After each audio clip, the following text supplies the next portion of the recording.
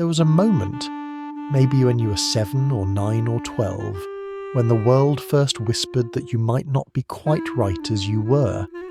Maybe it was a parent's disappointed sigh, a teacher's red mark across your paper, or the way other children seemed to navigate social situations with an ease you couldn't find. Whatever it was, something inside you shifted that day, and you began to believe that love, acceptance, and belonging were things you had to earn rather than birthright you already possessed. Perhaps you remember the exact moment, or perhaps it's more like a collection of small moments that blur together into one overwhelming realization.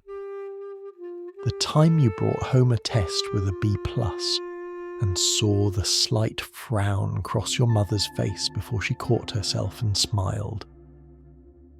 The afternoon you tried to join a group of classmates and felt the invisible wall of their indifference, the way they looked through you as if you weren't quite there. The evening your father came home tired from work and you showed him your drawing, only to have him glance at it briefly and say, "That's nice, sweetheart," before turning to more important things.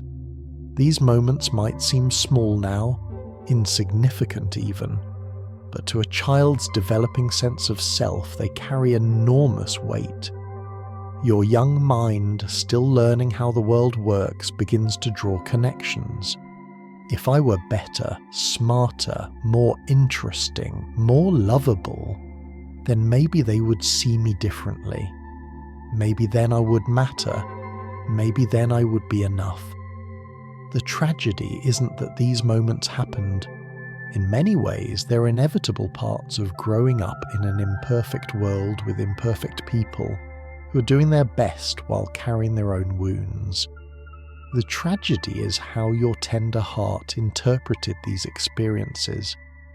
Instead of understanding that love can be complicated, that adults have their own struggles, that belonging isn't always available in every moment, you made it about your fundamental worthiness as a human being.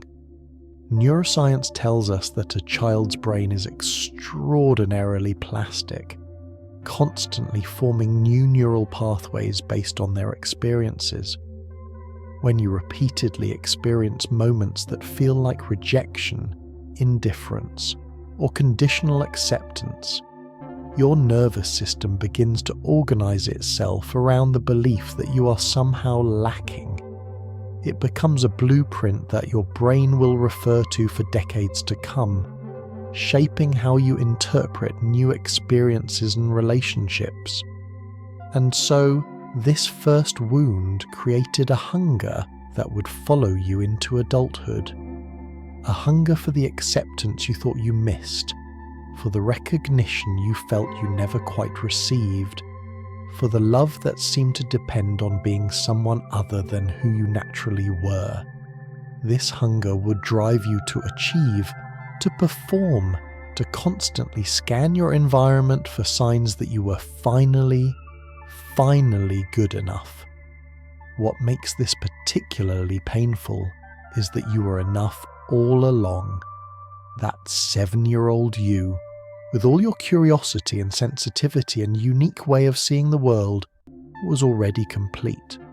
But the world forgot to tell you that, and so you began the long journey of trying to earn what was already yours by birthright. This is where something shifts in your understanding of love and belonging. Growing up in a world where affection felt tied to achievement creates a very specific blueprint in your nervous system. Your brain learns to scan for approval like a radar system, constantly measuring your worthiness against an invisible standard that seems to shift just as you think you figured it out. This isn't about having bad parents or a terrible childhood. It's about how sensitive souls learn to navigate a world that often forgets to love people simply for existing. The architecture of conditional love is built slowly, brick by brick, through countless interactions where your values seem to depend on your performance. When you cleaned your room perfectly, there were smiles and praise. When you forgot to do your homework, there was disappointment and distance. When you were quiet and agreeable, you were called a good child. When you expressed anger or sadness or need, you learned that these parts of you were less welcome in the world. Your developing nervous system, always seeking safety and connection, begins to organize itself around this pattern. It learns to monitor constantly for signs of approval or disapproval, to adjust your behavior based on the emotional temperature of the room, to present only the versions of yourself that seem most likely to maintain love and avoid rejection. This creates what psychologists call an insecure attachment style, where your sense of safety in relationships depends on your ability to maintain others' positive regard. Your nervous system remains in a state of hypervigilance, always scanning, always measuring, always working to prove that you deserve the love you're receiving. It's exhausting work, this constant performance of worthiness, but it feels necessary for survival. The invisible standard becomes internalized, a voice in your head that sounds suspiciously like the voices that first taught you that love was conditional. It measures your appearance against magazine covers, your achievements against your peers' successes, your relationships against some fantasy of perfect connection. And just when you think you've figured out the formula, just when you think you've finally met the standard, it moves. The goalpost shifts, the bar raises, and you're left scrambling once again to prove that you belong. This is how sensitive souls learn to navigate a world that often forgets the simple truth that love is not a reward for good behavior, but a fundamental right of existence.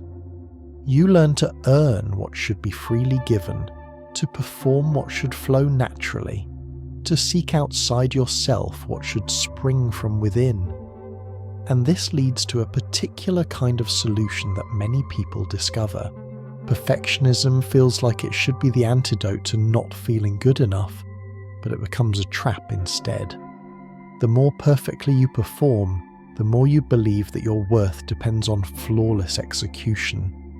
You become addicted to the temporary relief that comes with getting something exactly right, but that relief always fades, leaving you hungrier than before for the next perfect moment, the next flawless performance. Perfectionism promises so much. It whispers that if you can just get everything exactly right, if you can just eliminate all mistakes, all flaws, all evidence of your humanity, then finally you will be safe from criticism, rejection, and the terrible feeling of not being enough. It offers itself as armor against the vulnerability of being human, as proof that you deserve the love and recognition you crave. But perfectionism is a false prophet. The relief it provides is temporary at best, addictive at worst. Each perfectly executed project, each flawlessly delivered presentation, each immaculate appearance provides a brief moment where the voice of inadequacy falls silent. For a moment, you feel the sweet satisfaction of being beyond reproach, beyond criticism, beyond the reach of that gnawing sense that you're somehow lacking. But like any drug, perfectionism requires bigger and bigger doses to provide the same relief. The standards become higher, the stakes become greater, the margin for error shrinks until you're walking a tightrope that gets thinner with each success. What once felt like achievement begins to feel like survival. You're no longer pursuing excellence because it brings you joy, but because anything less than perfect feels like evidence of your fundamental inadequacy. The cruel irony is that perfectionism actually prevents you from experiencing the very thing you're seeking. When your worth depends on flawless execution, You can never truly enjoy your successes because you're already scanning for the next potential failure.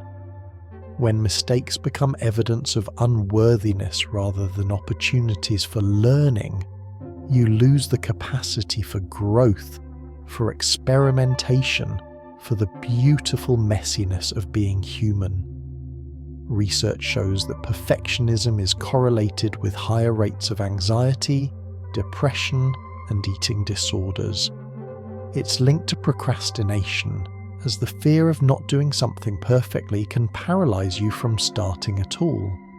It damages relationships, as the impossible standards you hold for yourself inevitably extend to others, creating an environment where love feels conditional and acceptance feels earned.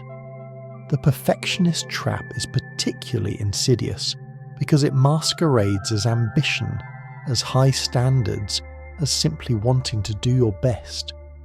But there's a world of difference between healthy striving and perfectionistic prison. Healthy striving comes from internal motivation, from joy in the process, from a desire to grow and contribute. Perfectionism comes from fear, from the desperate need to avoid the shame of making mistakes, from the belief that your worth hangs in the balance of every outcome. And feeding this perfectionist drive is another voice that becomes all too familiar. Inside your mind lives a voice that sounds suspiciously like judgment, constantly offering commentary on your choices, your appearance, your words, your very existence. This voice believes it's protecting you from failure and rejection by pointing out every flaw before anyone else can, but instead it creates a running soundtrack of inadequacy that plays beneath every moment of your life. This inner critic becomes so familiar that you might not even notice it's there anymore. It's the voice that critiques your appearance in the mirror each morning, that replays your conversations afterward looking for everything you said wrong, that compares your insides to everyone else's outsides and finds you lacking. It speaks in absolutes and catastrophes, turning small mistakes into evidence of complete failure, minor social awkwardness into proof of your inadequacy. The inner critic believes it's serving you. In its twisted logic, if it can point out all your flaws first, if it can anticipate every possible criticism, then you can fix yourself before anyone else notices what's wrong. It thinks it's keeping you safe from the pain of rejection by helping you perfect yourself into someone who could never be rejected. But this protection comes at an enormous cost. Living with a constant inner critic is like having someone follow you around all day with a clipboard, taking notes on everything you do wrong. It robs you of the simple pleasure of being present in your life. Instead of enjoying a conversation, you're monitoring whether you're talking too much or too little. Instead of celebrating an achievement, you're already focusing on what you could have done better.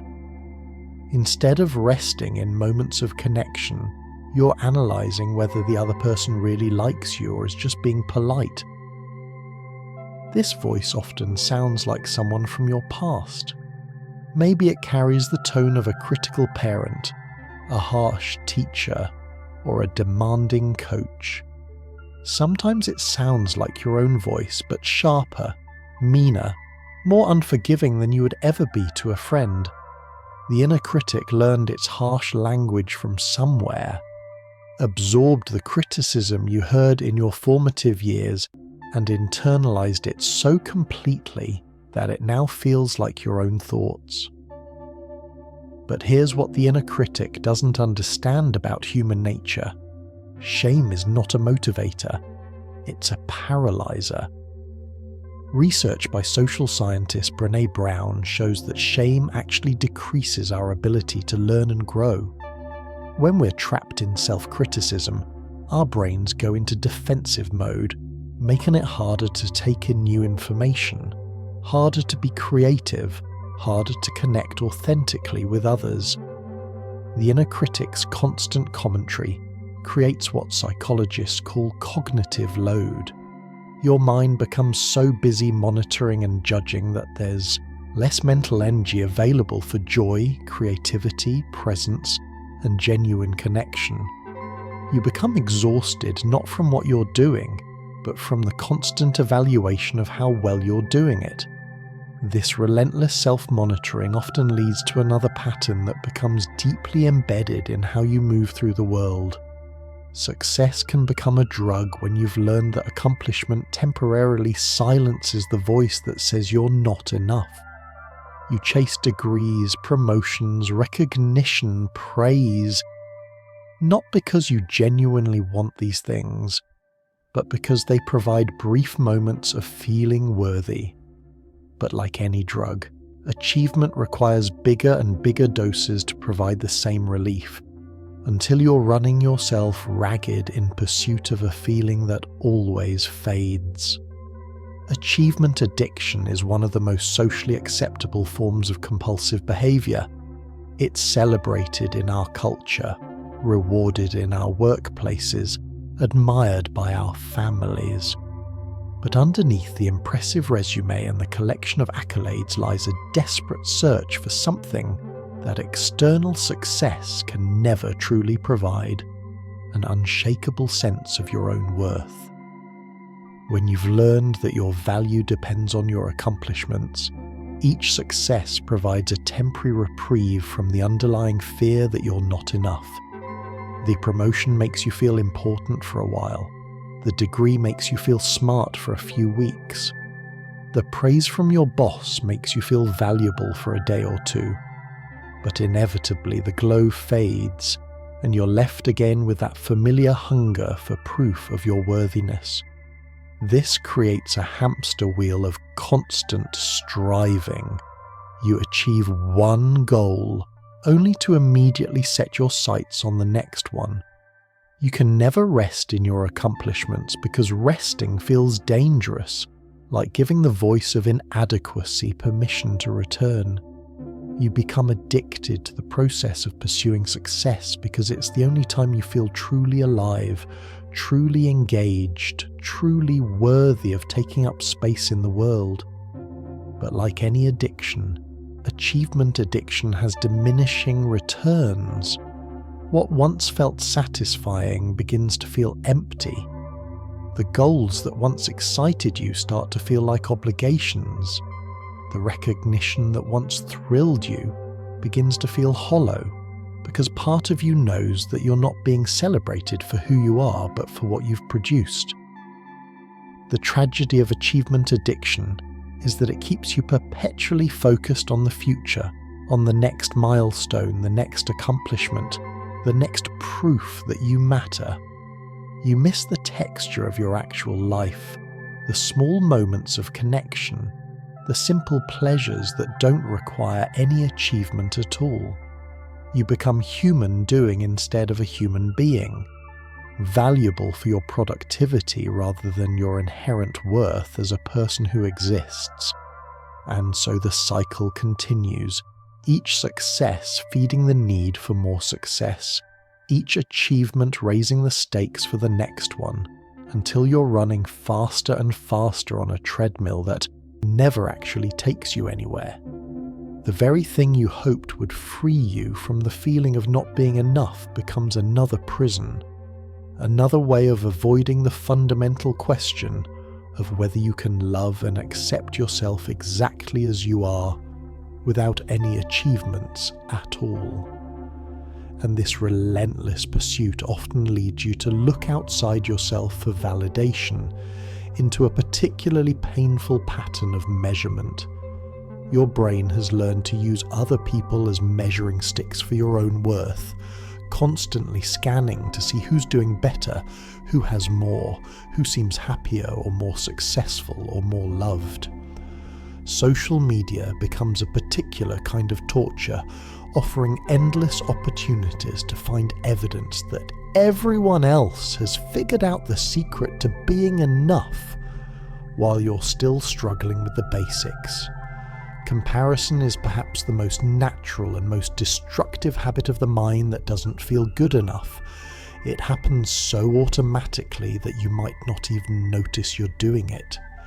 You walk into a room and immediately scan to see who's dressed better, who seems more confident, who's getting more attention.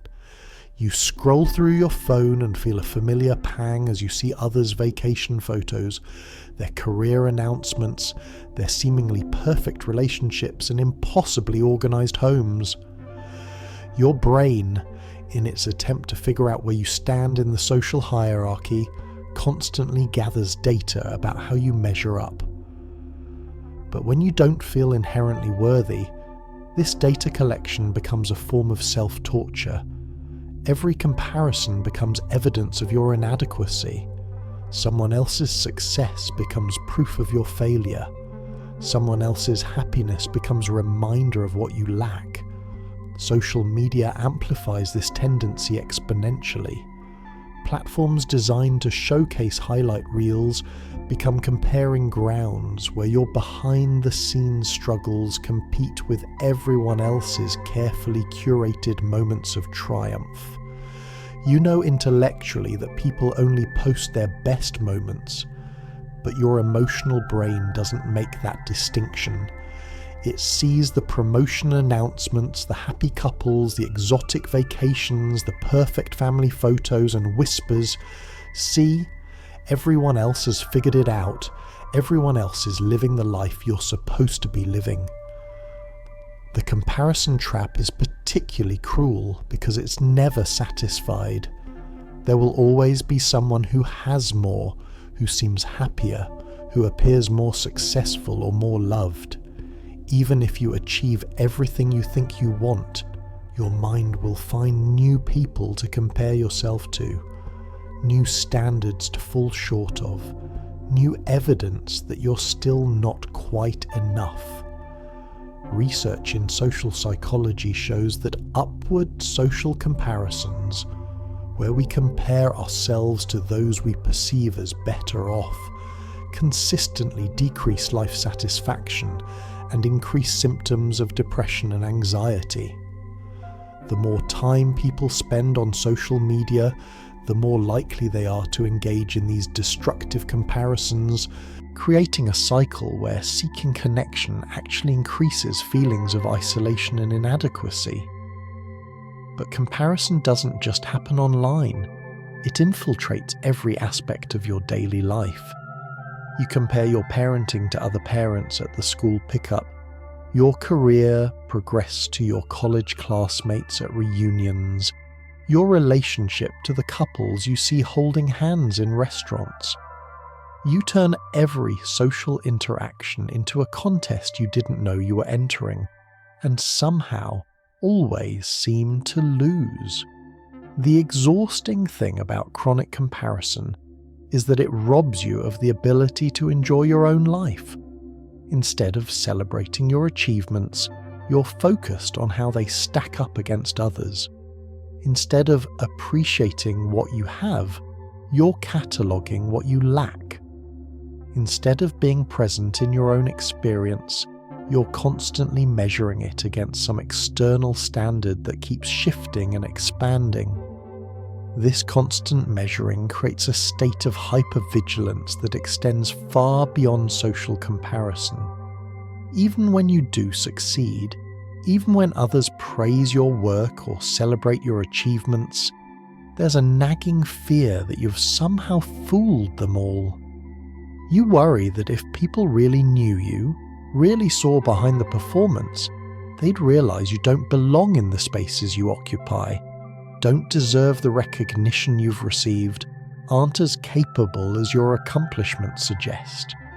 This is what psychologists call imposter syndrome, and it affects an estimated 70% of people at some point in their lives, though it seems to hit hardest those who already struggle with feelings of inadequacy.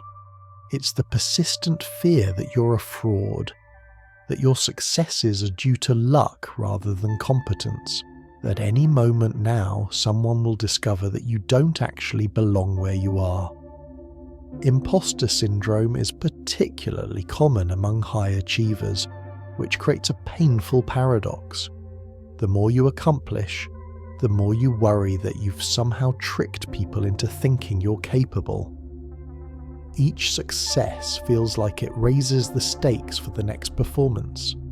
Each recognition feels like it increases the pressure to maintain a facade of competence that you're not sure you can sustain. The fear of being found out becomes a constant background anxiety that colours every interaction. You overwork to compensate for what you perceive as your inadequacy. You say yes to opportunities you're not sure you can handle, then torture yourself with worry about whether you'll be able to deliver. You attribute your successes to external factors while taking full responsibility for any failures or mistakes. This creates what researchers call the imposter cycle. You face a new challenge or opportunity and immediately experience anxiety and self-doubt. You respond by either over-preparing and working excessively hard, or by procrastinating and then rushing to complete tasks at the last minute. When you succeed, instead of internalizing that success as evidence of your competence, you attribute it to luck, timing, or other external factors. This reinforces the belief that you don't really belong, setting you up for even more anxiety the next time around. The tragic irony of imposter syndrome is that it often affects people who are genuinely competent and accomplished. The very sensitivity and self-awareness that makes you worry about your adequacy is often what makes you particularly thoughtful, thorough, and effective in your work. You're not an imposter. You're someone who cares deeply about doing good work and meeting others' expectations. But this fear of being discovered as inadequate creates a particular kind of exhaustion that permeates every aspect of your life. Living with the belief that you're not enough creates a particular kind of tiredness that sleep can't fix. It's the exhaustion that comes from constantly having to prove your worth, from never being able to rest in the simple fact of your existence, from treating every interaction as a test you might fail, and every achievement as temporary evidence that maybe, just maybe, you're okay. This exhaustion runs deeper than physical tiredness. It's a bone-deep weariness that comes from the constant vigilance required to maintain your worth in a world where that worth never feels secure. You wake up each morning already tired from the effort of being adequate, already dreading the ways you might fall short before the day even begins.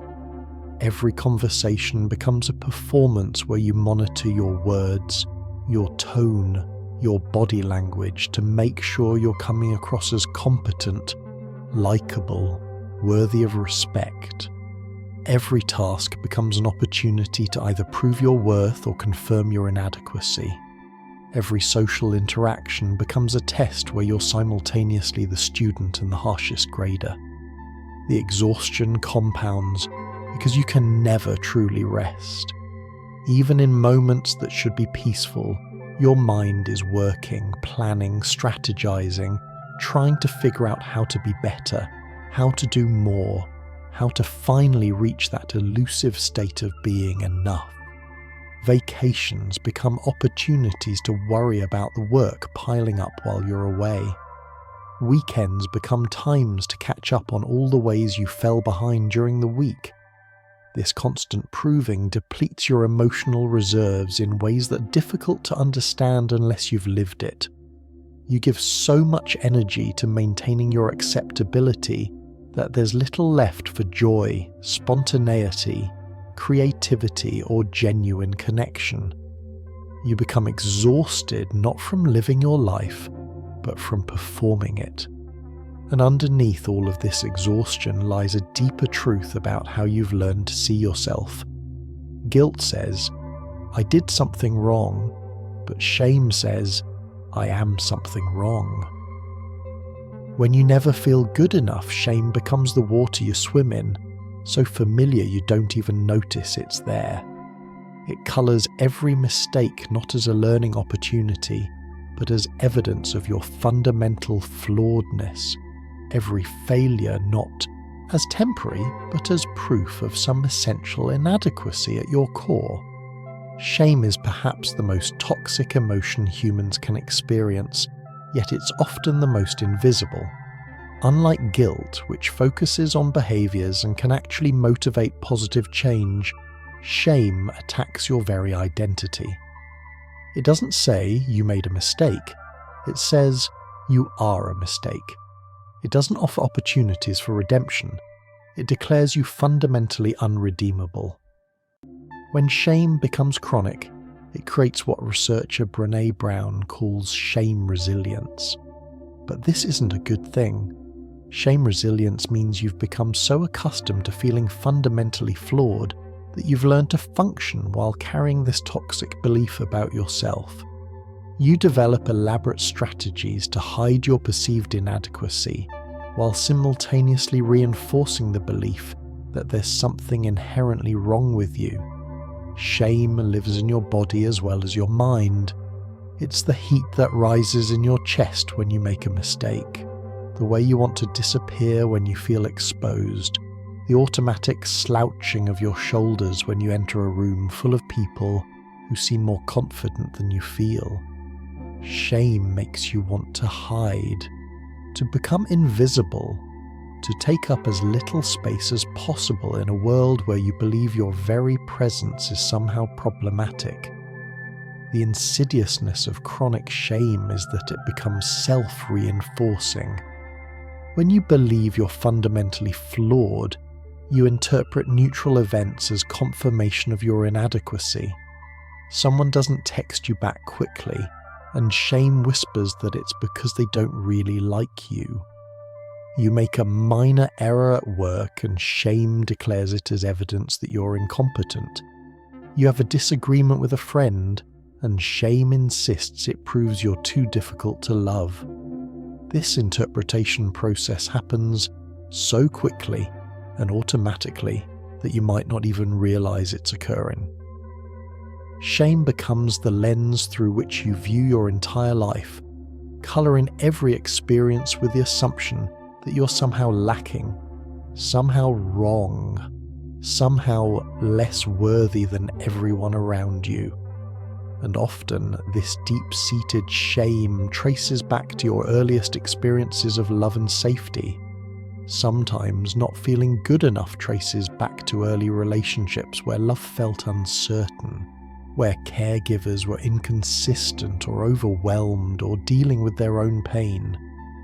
Your nervous system learned early that connection couldn't be trusted, that you had to work to maintain the bonds that should have felt secure, creating patterns of anxiety around worthiness that echo through every relationship you enter.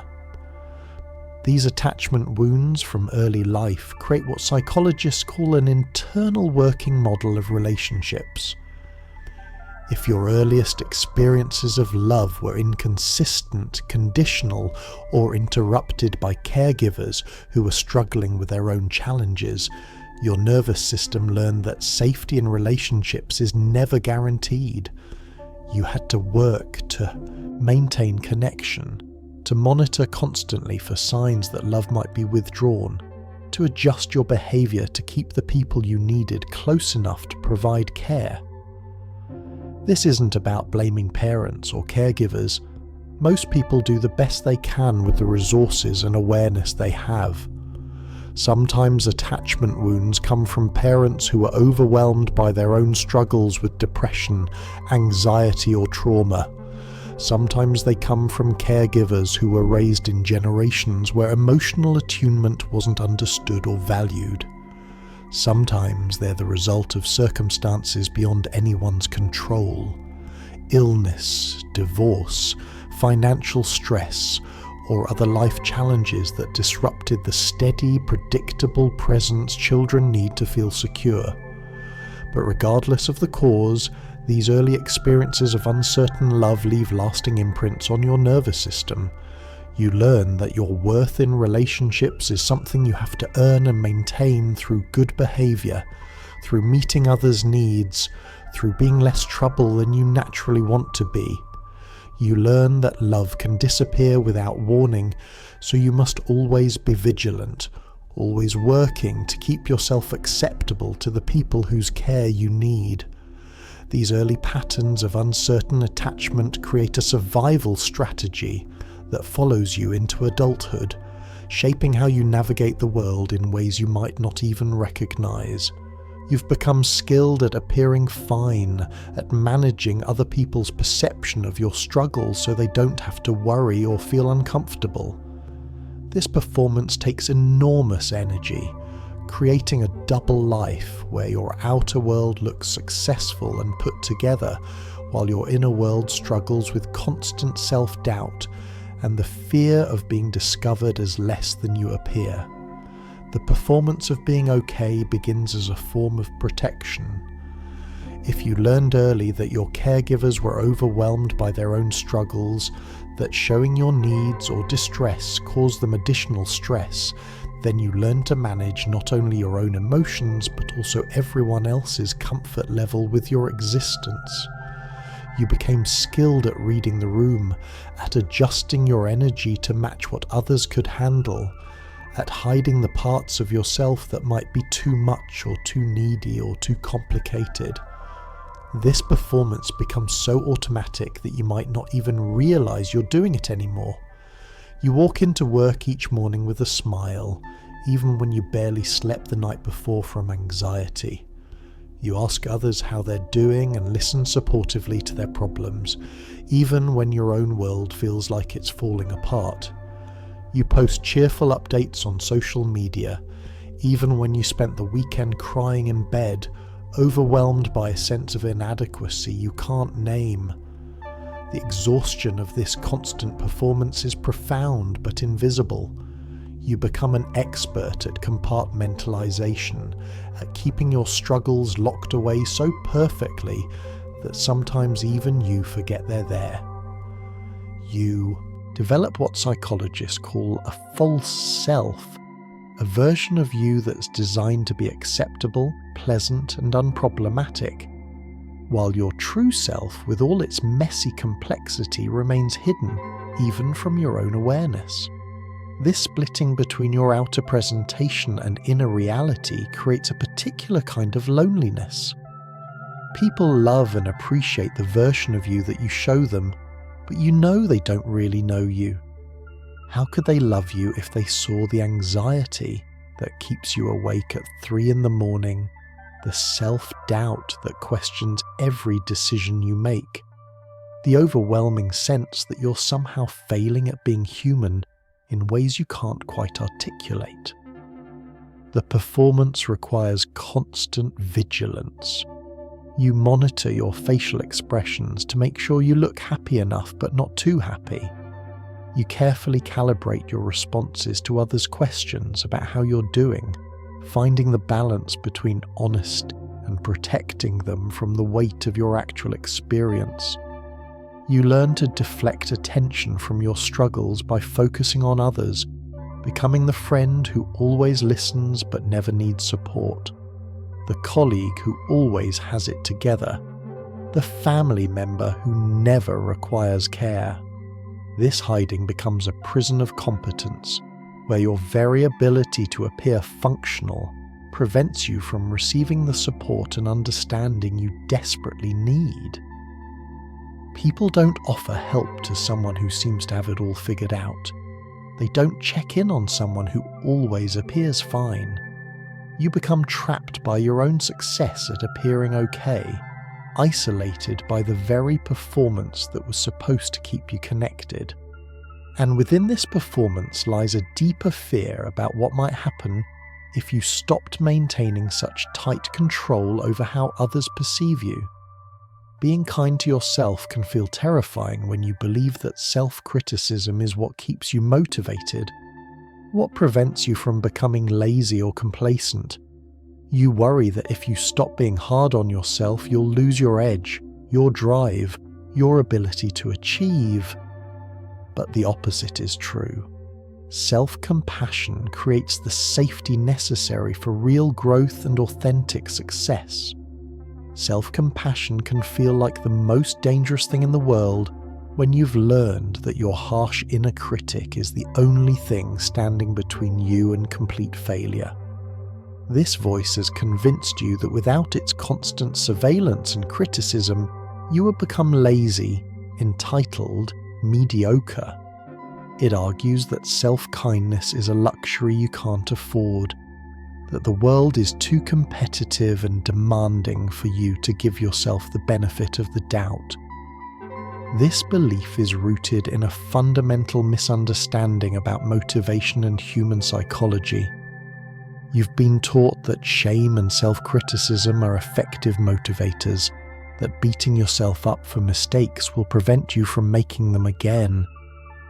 But research consistently shows the opposite. Self-compassion actually increases motivation, resilience, and the ability to learn from failure. When you're kind to yourself, when you respond to your mistakes with curiosity rather than condemnation, your nervous system remains in a state where learning and growth are possible. Self-criticism activates your threat detection system, flooding your brain with stress hormones that actually impair cognitive function, memory formation, and creative problem solving. It's like trying to learn to drive while someone screams at you about every small error. The fear and shame make it harder, not easier, to improve. Self-compassion, on the other hand, creates the psychological safety necessary for taking risks, experimenting, and bouncing back from setbacks. When you know that you'll treat yourself with kindness regardless of the outcome, you become more willing to try challenging things, more able to acknowledge mistakes without being destroyed by them, more resilient in the face of failure.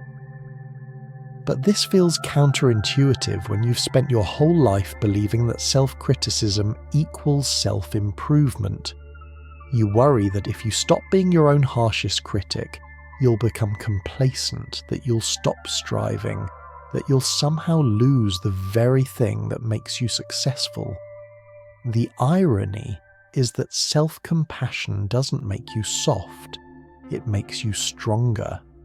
It gives you the emotional resources to take on bigger challenges, to recover more quickly from disappointments, to maintain motivation even when progress is slow. The resistance to self-compassion often runs deeper than concerns about motivation. For many people who struggle with feeling good enough, self-kindness feels fundamentally wrong, like something they don't deserve or haven't earned.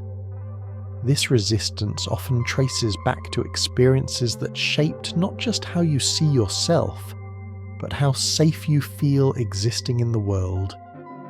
Sometimes not feeling good enough isn't about specific messages you received, but about experiences that overwhelmed your system's ability to cope. Trauma, whether big or small, single events or ongoing stress, can leave you feeling fundamentally unsafe in the world, questioning your right to take up space, to have needs, to exist without constantly apologizing for your presence. Trauma disrupts your fundamental sense of safety and worthiness in ways that extend far beyond the original experience. When your nervous system is overwhelmed by events that feel threatening or unmanageable, it can leave lasting imprints that affect how you see yourself and your place in the world. These imprints don't always make logical sense. They operate at a deeper, more primitive level, where your survival instincts learned that the world is dangerous and you're somehow vulnerable in ways that other people are not. Trauma can be obvious and dramatic, like abuse, neglect, or witnessing violence, but it can also be subtle and cumulative, like growing up in a household where emotions weren't safe to express, where love felt unpredictable, where you learned that your needs were burdensome or your feelings were too much for others to handle. Sometimes trauma is intergenerational, passed down through family systems where unhealed wounds create environments of chronic stress, emotional unavailability, or overwhelming anxiety. The relationship between trauma and self-worth is complex but profound. When your nervous system is repeatedly activated by stress or threat, especially during your formative years, it can create lasting changes in how your brain processes safety, connection, and your own value. You might develop what researchers call a negative internal working model, where you unconsciously believe that you are fundamentally flawed, dangerous, or unworthy of care. These trauma responses often manifest as hypervigilance about your impact on others, a constant scanning for signs that you're somehow causing problems or taking up too much space. You might find yourself apologizing excessively, even for things that aren't your fault or don't require apology. You might struggle with setting boundaries because saying no feels dangerous, like it might result in abandonment or retaliation. You might notice that you automatically assume you're the problem in any conflict, that you must have done something wrong if others seem upset or distant. Trauma can also create what's called learned helplessness, where your nervous system becomes convinced that no matter what you do, you can't create safety or positive outcomes for yourself. This can manifest as a deep-seated belief that you're somehow cursed or destined for disappointment, that good things happen to other people but not to you. It's not a conscious belief, but rather a felt sense that something is fundamentally wrong with you, that prevents you from experiencing the ease and joy that seems natural to others. The nervous system changes that result from trauma create a particular kind of hypervigilance that extends into every area of your life. When you don't feel inherently worthy, your mind tries to create safety through control, constantly strategizing and planning, and trying to anticipate every possible way things could go wrong. This hypervigilance feels protective, but creates a prison of anxiety where you can never quite relax, never quite trust that things will be okay without your constant management. This need for control develops as a response to feeling fundamentally unsafe in the world. If you can just plan for every contingency, if you can just anticipate every problem, if you could just work hard enough and be careful enough, then maybe you can prevent the next disaster, the next disappointment, the next confirmation that you're somehow inadequate or unworthy. Your mind becomes a 24-hour strategy center, constantly running scenarios and calculating risks. You replay conversations to make sure you didn't say anything wrong. You plan out every possible response to situations that might never happen. You research extensively before making any decision, not because you're thorough by nature, but because making the wrong choice feels like it would confirm your fundamental inadequacy. This constant mental activity is exhausting, but it feels necessary because the alternative, relaxing your vigilance, feels impossibly dangerous. What if you let your guard down and miss something important? What if you stop monitoring and controlling and something terrible happens? What if your worthiness really does depend on your ability to anticipate and prevent problems? The cruel irony of anxiety-driven control is that it actually makes you less capable of responding effectively to real challenges. When your nervous system is constantly activated by imaginary threats, you have fewer resources available for dealing with actual problems when they arise. You become so focused on preventing hypothetical disasters that you miss opportunities for joy, connection, and spontaneity that are available in the present moment. This hyper-control also creates distance in your relationships. When you're constantly managing your environment and other people's responses to you, authentic connection becomes almost impossible. People can sense when they're being managed, when their reactions are being monitored, and their responses are being calculated rather than simply received. The very strategies you use to try to control how others see you often create the distance and disconnection you're trying to prevent. And sometimes this exhausting cycle of hypervigilance and control becomes so overwhelming that your system chooses a different kind of protection. Sometimes not feeling good enough morphs into a deeper sense of hopelessness, where the voice that says you're inadequate becomes the voice that says nothing you do will ever matter anyway. This isn't laziness or weakness, it's your system's way of protecting you from more disappointment by convincing you not to try at all. Depression, when it emerges from chronic feelings of inadequacy, can feel like a relief at first. After years of trying so hard to prove your worth, to meet impossible standards, to earn love and acceptance through perfect performance, there's almost a comfort in the voice that says, "What's the point?" It offers permission to stop the exhausting effort, to give up the futile pursuit of being good enough. But this relief comes at an enormous cost. When your nervous system decides that trying is too dangerous, too likely to result in more evidence of your inadequacy, it begins to shut down not just your motivation, but your capacity for joy, connection, and meaning. The voice of depression doesn't just say you're not good enough, it whispers that you never will be, that the game is rigged against you, that hope itself is a dangerous delusion. This hopelessness can feel like wisdom, like you've finally seen through the illusion that effort leads to reward, that goodness gets recognized, that trying hard enough will eventually result in feeling worthy.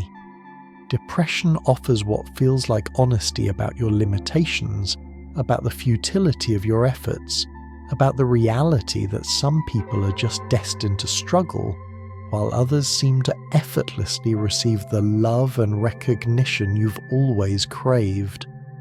The depression that emerges from chronic inadequacy often masquerades as realism. You convince yourself that you're simply being honest about your limitations, that you're finally accepting the truth that you're not meant for the successes and happiness that others achieve. But this isn't realism. It's your wounded system's attempt to protect you from more disappointment by lowering expectations so drastically that you can't be hurt again. This protective strategy works in the short term but creates its own prison. When you stop trying, you also stop growing. When you give up hope for improvement, you miss opportunities for healing and change. When you decide that you're fundamentally limited in ways that others are not, you create a self-fulfilling prophecy that confirms your worst fears about yourself. This protective shutdown creates a numbness that can feel like peace, but is actually a form of emotional hibernation, where you remain alive but not truly living. And from this place of shutdown, another survival strategy emerges that feels safer than risking disappointment or failure. When your worth feels tied to other people's approval, saying no becomes almost impossible. You shapeshift to fit what you think others need from you, losing track of your own desires and opinions in the process. You become so skilled at reading rooms and adjusting accordingly that you forget there's an authentic self underneath all the adaptation. People-pleasing begins as a survival strategy, a way of maintaining connection when your nervous system has learned that love is conditional and approval is never guaranteed. If you can just figure out what others want and give it to them, if you can just anticipate their needs and meet them before they're even expressed, then maybe you can create the safety and acceptance your heart craves. You become a master of emotional shape-shifting, unconsciously adjusting your personality to match what you think each person needs. With your anxious friend, you become the calm one. With your dramatic friend, you become the steady one. With your successful friend, you downplay your own achievements so they don't have to feel competitive. With your struggling friend, you hide your joy so they don't have to feel left behind. You develop different versions of yourself for different relationships, each one designed to be maximally acceptable and minimally threatening. This adaptation happens so automatically that you might not even realize you're doing it. You walk into a room and immediately scan the energy, adjusting your volume, your enthusiasm, your opinions to match what the situation seems to require. You become fluent in the language of accommodation, skilled at reading micro-expressions and vocal tones that signal whether you're being too much or too little, too loud or too quiet, too present or too distant. The prison of people-pleasing is built from golden bars that look like kindness, generosity, and thoughtfulness. Others see you as wonderfully accommodating, endlessly flexible, always willing to go along with whatever makes everyone else comfortable. But inside this prison, you slowly lose touch with your own preferences, your own opinions, your own authentic responses to the world around you. You realize one day that you don't know what kind of restaurant you actually prefer because you always ask others to choose. You can't remember the last time you expressed a strong opinion about anything because you've become so skilled at finding the middle ground that offends no one. You've become a mirror that reflects everyone else's needs back to them while your own desires remain invisible, even to yourself. The exhausting thing about chronic people-pleasing is that it never actually achieves its goal. No matter how much you accommodate, how much you adjust, how much you sacrifice your own needs for others' comfort, you can never control how others feel about you. Someone will always be disappointed by something you do or don't do. Someone will always need more than you can give. Someone will always withdraw their approval for reasons that have nothing to do with your worthiness and everything to do with their own struggles and limitations. This realization can be devastating because it reveals the fundamental futility of trying to earn love through perfect behavior. But it can also be liberating because it points toward a different way of being in the world, one where your worth doesn't depend on others' approval and your authenticity doesn't threaten your belonging. Yet stepping out of the people-pleasing prison feels incredibly dangerous when it's been your primary strategy for maintaining connection. You worry that if you start saying no, if you start expressing your real opinions, if you start taking up space with your actual needs and desires, people will discover that they don't actually like the real you. This fear creates another kind of paralysis that extends far beyond people-pleasing into every area of your life. Paradoxically, both success and failure can feel threatening when you don't feel good enough. Failure confirms your worst fears about yourself, while success raises the stakes and creates more opportunities to eventually disappoint others.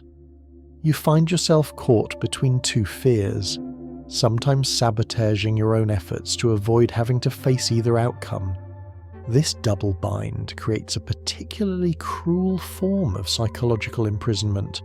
When you fail, your inner critic has a field day, using the disappointment as evidence of everything it's always believed about your inadequacy. "See," it whispers, "this proves what we've always known. You're just not capable. You don't have what it takes. You should stop trying before you embarrass yourself further." But success brings its own terror. When you achieve something, when others recognize your accomplishments, when opportunities open up that you've always wanted, a different voice emerges. Now what? It asks. Now you have to maintain this. Now people expect things from you. Now you have further to fall when you inevitably mess it up.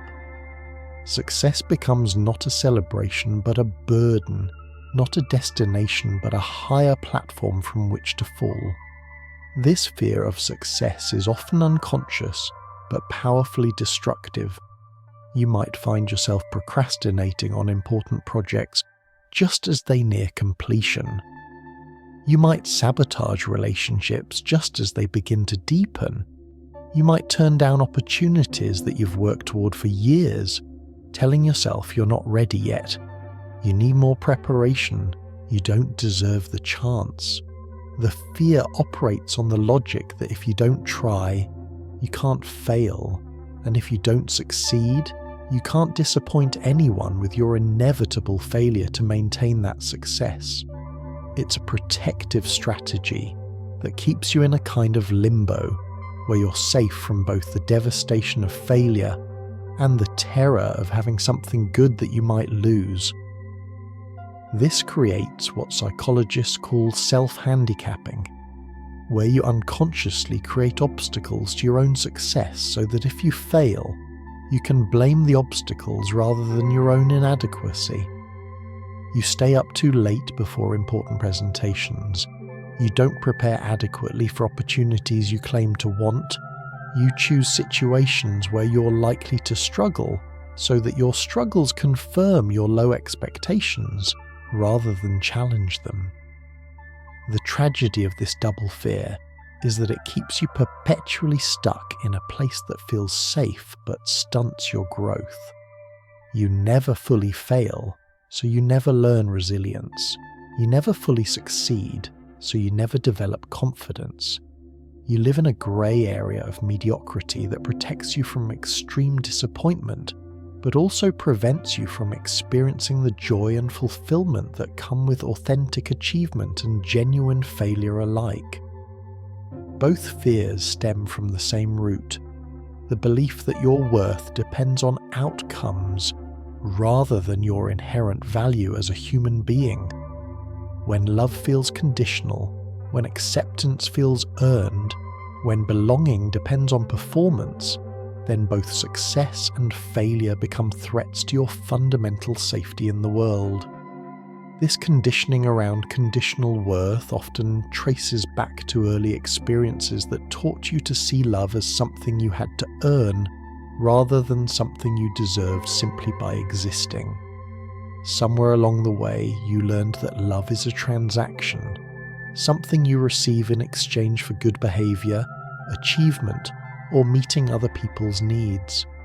This creates a constant anxiety about whether you've done enough to deserve the care you want, turning relationships into ongoing auditions where you're never sure if you've secured the part.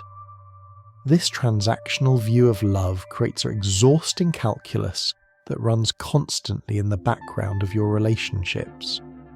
You find yourself keeping score of what you give versus what you receive, always making sure the balance tips in others' favour so they can't accuse you of being selfish or taking more than you deserve. You earn your place at the table through helpfulness, through being low maintenance, through making others' lives easier rather than more complicated. In romantic relationships, this might look like always being the one who accommodates, who adjusts their schedule, who compromises their preferences to avoid conflict. You earn love through selflessness, through never asking for too much, through being the partner who makes everything easier rather than the one who requires care and attention. In friendships, you earn your place by being the listener, the helper, the one who remembers everyone's birthdays and problems, but rarely mentions your own struggles. You maintain relationships by being useful, by providing something others need, by being the friend who gives more than they take. In family relationships, you earn acceptance by being the good child, even as an adult. You're the one who calls regularly, who remembers to send gifts, who manages family conflicts and keeps everyone happy. Your role in the family system depends on your function as a caretaker, peacekeeper, or problem solver, rather than your intrinsic value as a family member. This conditional approach to love creates a constant anxiety about your relationship bank account. Have you done enough lately to maintain others' affection? Are you giving enough to deserve the care you're receiving? If you have needs of your own, if you ask for support, if you're going through a difficult time that requires others to give more than they take from you, does that threaten your worthiness of continued love? The exhausting thing about this transactional approach is that the exchange rate is never clear and always changing. How much helpfulness equals how much love? How much accommodation earns how much acceptance? How much selflessness purchases how much belonging?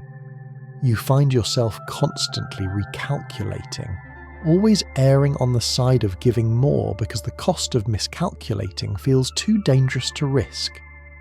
This way of relating also creates a deep loneliness because you're never sure whether people love you or just love what you do for them. Do your friends actually enjoy your company? Or do they just appreciate your willingness to listen to their problems? Does your partner genuinely cherish you? Or do they just value how easy you make their life? Do your family members actually want you around? Or do they just need you to manage the logistics of staying connected? The conditioning around earning love often happens so early and so gradually that you don't even realize it is not universal. You assume everyone has to work to maintain their relationships. Everyone has to earn their place in others' lives. Everyone lives with the constant low-level anxiety about whether they're giving enough to deserve the love they receive. And this constant effort to earn love through behavior and achievement takes a toll not just on your emotional well-being, but on your physical body as well. Not feeling good enough isn't just a mental experience, it lives in your body too. Your shoulders carry the weight of constant striving. Your chest holds the tightness of never quite relaxing. Your stomach churns with the anxiety of potential failure. Your body remembers every moment of not being enough, storing that tension in your muscles and your nervous system. The body keeps score of your struggle with worthiness in ways that are both subtle and profound. Your nervous system, constantly activated by the stress of proving yourself adequate, creates chronic patterns of tension that become so familiar you don't even notice them anymore. Your shoulders climb toward your ears from the unconscious bracing against criticism or rejection. Your jaw clenches from all the words you swallow rather than speak authentically. Your breathing becomes shallow from the chronic anxiety of not being quite enough. You might notice that you hold your breath during conversations where you're worried about saying the wrong thing. Your stomach might tighten whenever you have to perform, whether it's giving a presentation at work or simply introducing yourself to new people. Your back might ache from the posture of someone who's constantly ready to defend or deflect, never quite able to stand tall with the confidence that you belong exactly as you are. The stress of chronic inadequacy creates what researchers call allostatic load, the wear and tear on your body from constantly adapting to stress. When your nervous system is perpetually activated by the threat of not being good enough, it affects everything from your immune system to your digestive health, from your sleep patterns to your cardiovascular function. Your body holds the memory of every criticism that felt devastating, every rejection that confirmed your fears, every moment when you felt small and inadequate and alone. These memories live in your tissues, your posture, your automatic responses to stress. Your nervous system has learned to expect danger in situations that trigger your inadequacy wounds, flooding your body with stress hormones even when you're logically safe. But there's something crucial to understand about this sensitivity that creates so much struggle.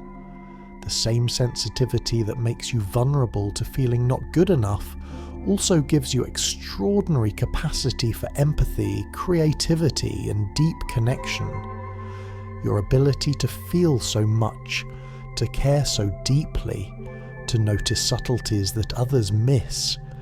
These aren't flaws to be fixed, but gifts that came with a particular vulnerability to the world's harder messages. Your heightened sensitivity is often what makes you so attuned to others' needs, so capable of offering comfort and understanding, so able to create beauty and meaning from life's complexities. The same nervous system that picks up on subtle signs of disapproval also notices when someone needs compassion, when a situation calls for gentleness, when beauty exists in places others overlook. Your depth of feeling, which can make rejection and criticism feel devastating, also allows you to experience joy, connection, and meaning more profoundly than those with thicker emotional skin. Your capacity to notice what's wrong, which feeds your inner critic, also makes you incredibly perceptive about what needs healing in yourself and others. The challenge isn't to become less sensitive, but to learn to honour your sensitivity while protecting yourself from being overwhelmed by it. Your gifts came wrapped in vulnerability, but that doesn't make them less precious or less needed in the world. In fact, your particular combination of depth, empathy, and awareness is exactly what makes you capable of the healing and growth that this journey toward feeling enough requires. The challenge isn't to become less sensitive, but to learn to honour your sensitivity while protecting yourself from being overwhelmed by it. Your gifts came wrapped in vulnerability, but that doesn't make them less precious or less needed in the world. In fact, your particular combination of depth, empathy, and awareness is exactly what makes you capable of the healing and growth that this journey toward feeling enough requires. And part of this healing involves developing a deeper understanding of your own patterns and responses. Certain situations, certain types of people, certain environments consistently activate your not good enough patterns. Learning to recognize these triggers isn't about avoiding them forever, but about understanding your own system well enough to prepare, to offer yourself extra compassion, to remember that the activation isn't evidence of your inadequacy, but of your history. Your triggers are like emotional fingerprints, unique to your particular story and the wounds that shaped your sense of worth. Maybe it's being in rooms full of people who seem more confident, more accomplished, more naturally at ease than you feel. Maybe it's receiving feedback that feels even slightly critical, sending your nervous system into a spiral of self-doubt that lasts for days. Maybe it's being around people who remind you of someone from your past who made you feel small, inadequate, or invisible. These triggers often seem disproportionate to the actual situation. A casual comment from a colleague can send you into hours of rumination about whether you're competent enough for your job. A friend not responding to a text can trigger a cascade of anxiety about whether you've said something wrong, whether they're pulling away, whether you're too much or too needy or too difficult to love. Understanding your triggers requires a kind of compassionate detective work, paying attention to your body's signals and your emotional responses without judgment. You might notice that your chest tightens when you enter social situations where you don't know many people. You might observe that your inner critic becomes particularly loud after phone calls with certain family members You might recognize that you feel small and inadequate in the presence of people who remind you of those who hurt you in the past. The goal isn't to eliminate these triggers completely, because many of them are tied to situations you can't and shouldn't avoid. The goal is to develop awareness so that when you feel that familiar activation, that familiar sense of not being enough, you can recognize it as your nervous system responding to old wounds rather than evidence of current inadequacy. This recognition creates space between the trigger and your response.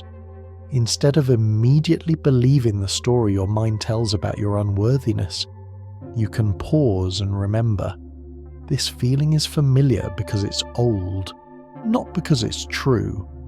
This situation is activating my inadequacy wounds, but that doesn't mean I'm actually inadequate in this moment. Learning to anticipate your triggers also allows you to prepare yourself with extra kindness and support. If you know that family gatherings tend to activate your people-pleasing patterns, you can plan ways to take care of yourself before, during, and after. If you know that performance reviews trigger your imposter syndrome, you can remind yourself beforehand of your actual accomplishments and worth. This kind of self-awareness is an act of tremendous self-compassion because it acknowledges that your sensitivity isn't a flaw, but a reasonable response to your history. Your nervous system learned to be hypervigilant about certain signals because it was trying to protect you from experiences that felt threatening to your sense of safety and belonging. But awareness of your triggers is just the beginning of a deeper healing process that involves learning to give yourself something you may never have received. Healing from never feeling good enough often requires learning to give yourself the messages you needed but never received. This isn't about blaming your parents or caregivers, but about recognizing that you can now offer yourself the unconditional acceptance, the celebration of your efforts rather than just outcomes, the love that doesn't depend on performance. This process of reparenting yourself can feel awkward at first, almost silly, like you're playing pretend with emotions that feel too important for games. But reparenting isn't about pretending your childhood was different than it was, or erasing the impact of early wounds. It's about recognizing that you now have the capacity to give yourself what you needed then but didn't receive. Maybe you needed someone to see your efforts rather than just your results, to celebrate your attempt to join the school play even though you didn't get the lead role, to acknowledge your courage in trying out for the team even though you didn't make it. You can give this to yourself now, learning to notice and honor your bravery, your willingness to try, your efforts regardless of outcomes. Maybe you needed someone to love you during your difficult moments, to hold space for your sadness or anger or fear without trying to fix it or make it go away. You can learn to sit with your own difficult emotions now, to offer yourself the same compassion you would give a friend who was struggling, to remind yourself that having feelings doesn't make you weak or broken or too much.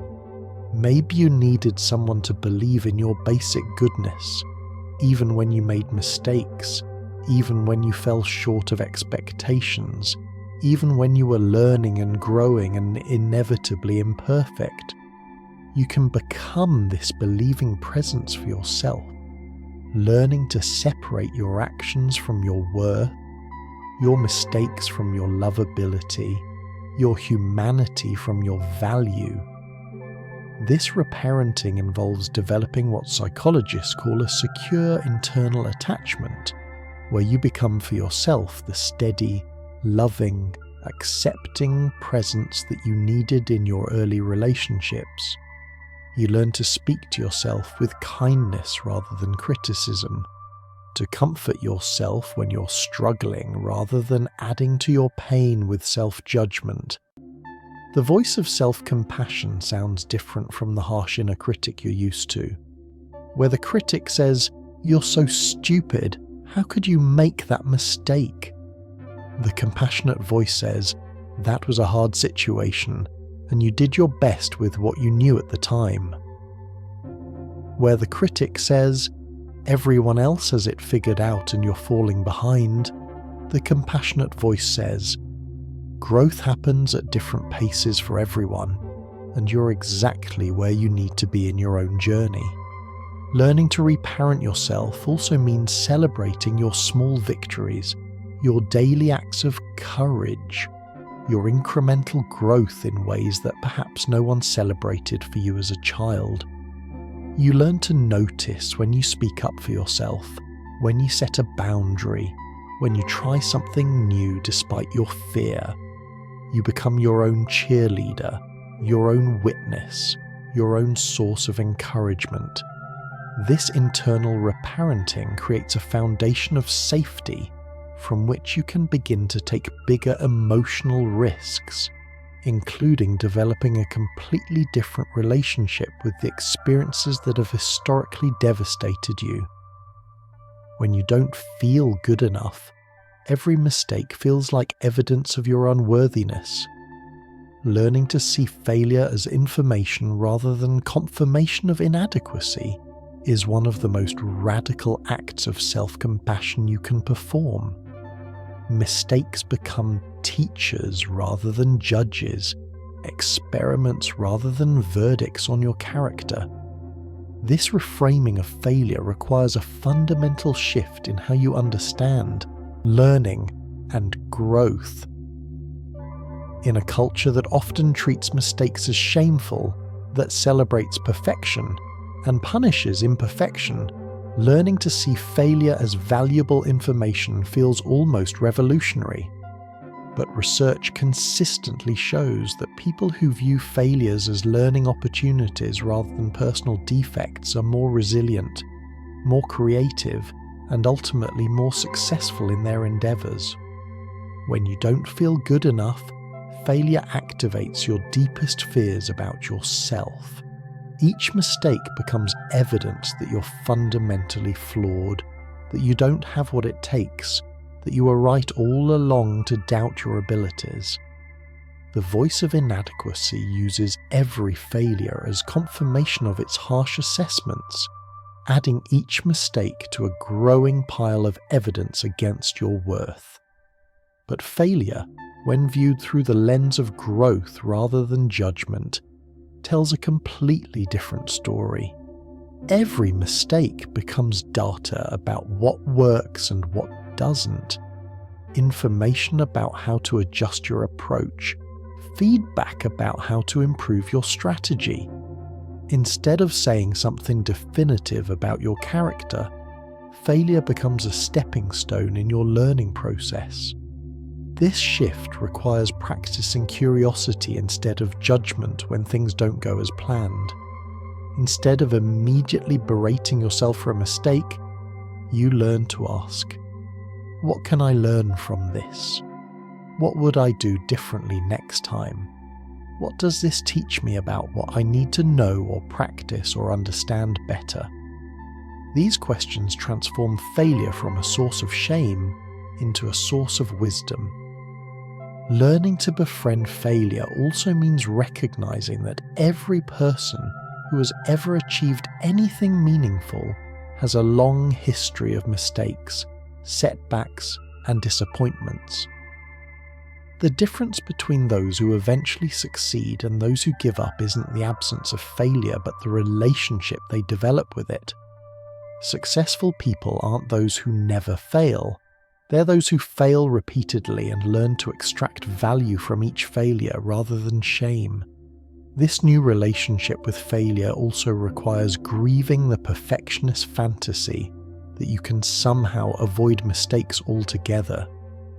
Part of you may still believe that if you're just careful enough, smart enough, prepared enough, you can navigate life without ever failing at anything important. Letting go of this fantasy is both liberating and terrifying, because it means accepting your fundamental humanity, your inevitable imperfection, your membership in the club of people who sometimes get things wrong. But embracing your imperfection paradoxically makes you more effective, not less.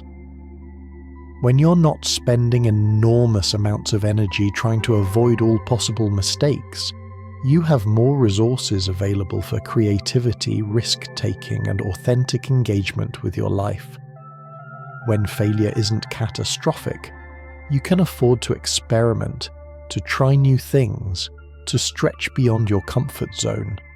This process of reframing failure is part of a larger shift in how you relate to your own worthiness. Feeling good enough isn't a destination you reach once and stay forever. It's a practice you return to again and again. It's learning to catch the voice that says you're inadequate and responding with curiosity rather than belief.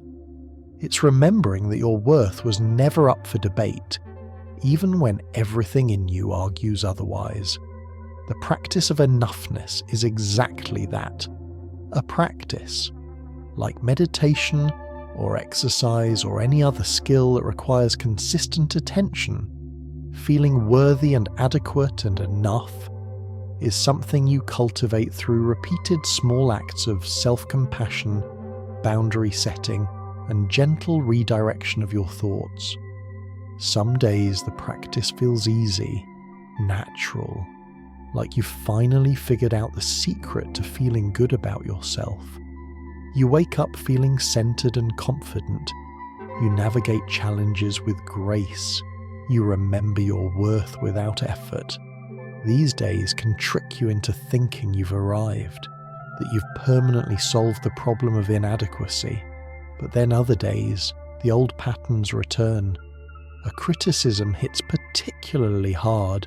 A comparison triggers familiar feelings of falling short. A mistake activates the voice that says you're fundamentally flawed. On these days, the practice isn't about feeling good enough. It's about remembering that feeling not good enough doesn't make it true. The practice involves developing what researchers call metacognition, the ability to observe your own thoughts and recognize them as mental events rather than facts. When the voice of inadequacy starts its familiar commentary, instead of immediately believing it, you learn to notice. There's that voice again. There's a story about how I'm not enough. That's just an old pattern running, not the truth about who I am.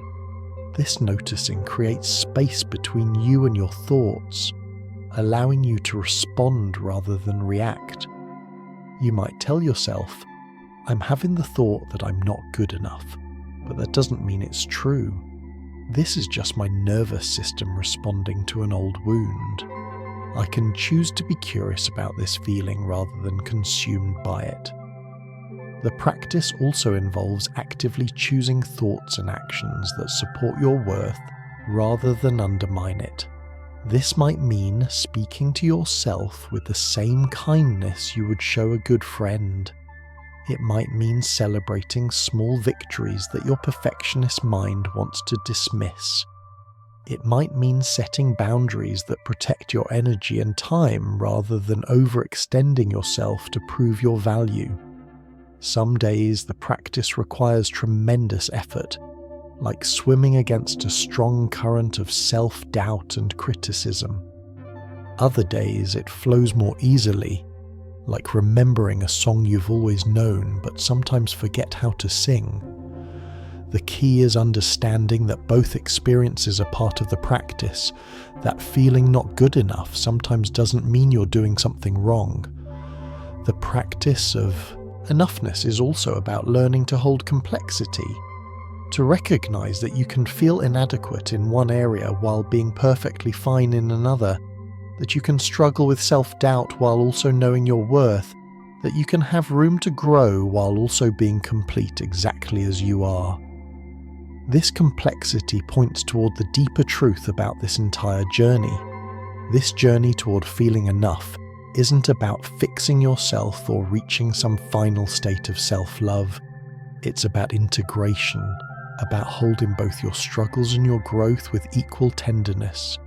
It's about becoming someone who can feel not good enough sometimes and still know in a deeper place that your existence is inherently valuable, inherently worthy, inherently enough.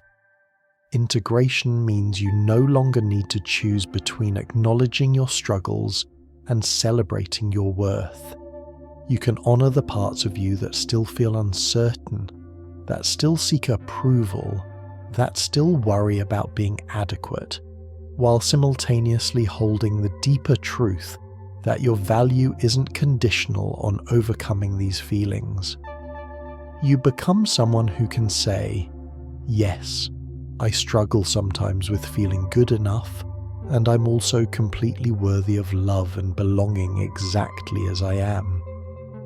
You can acknowledge your wounds while also recognizing your gifts, your sensitivity while also celebrating your strength, your ongoing growth while also accepting your present completeness. This integration creates a kind of spaciousness within yourself where all parts of your experience are welcome. The part that feels inadequate doesn't have to be fixed or eliminated. It can be held with the same compassion you would offer any tender, wounded part of someone you love. The part that sometimes shines with confidence doesn't have to be permanent or perfect. It can be appreciated when it shows up without being demanded to stay forever. Integration also means recognizing that this journey toward feeling enough has made you more compassionate, more understanding, more capable of holding space for others who struggle in similar ways. Your own wounds have become sources of wisdom. Your sensitivity has become a gift you can offer others. Your hard-won self-compassion has become a light that can guide others toward their own healing.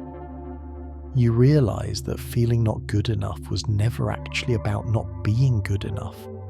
It was about not knowing you were enough all along, about forgetting the essential truth of your worth that no achievement could add to, and no failure could diminish. It was about learning to remember what was always true, that you belong here, that you matter, that your existence adds something irreplaceable to the world, simply because you are here. And so tonight, as you settle into rest, you can let all of this complexity settle with you.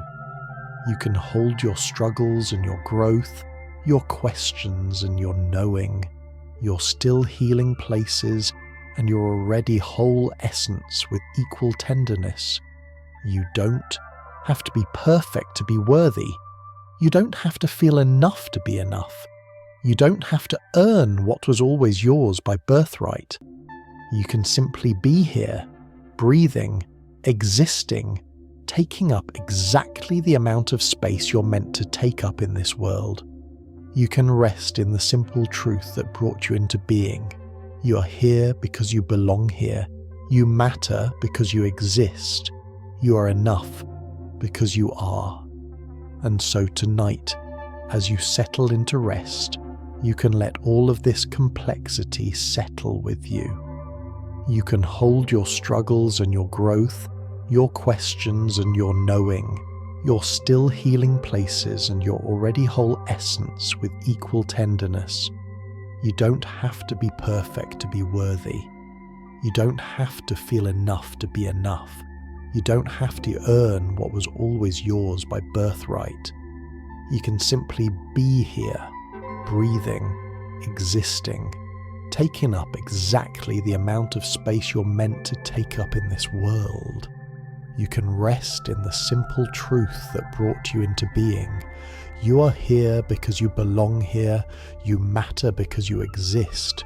You are enough because you are. But this understanding doesn't end with you. As you begin to truly embody this sense of your own inherent worth, something profound shifts in how you move through the world and how you relate to others. When you stop needing to prove your adequacy constantly, you create space for others to simply be themselves around you. Your presence becomes an invitation for authenticity rather than a reminder of inadequacy. You notice that when you're not frantically managing your own worth, you have more capacity to truly see others. You listen more deeply because you're not constantly monitoring how you're being perceived. You offer support more genuinely because it's not coming from a place of earning approval, but from genuine care. You create the kind of safety for others that you've learned to create for yourself. This ripple effect of self-acceptance extends into every relationship you have. With your family, you might find yourself less reactive to old patterns that once triggered your inadequacy wounds. When a parent makes a comment that would have sent you spiraling before, you can hear it through the filter of their own struggles rather than as a verdict on your worth. You become curious about their pain rather than defensive about your adequacy. In your romantic relationships, you begin to love from overflow rather than need. Instead of seeking constant reassurance that you're worthy of your partner's affection, you can offer love from the security of knowing your own value.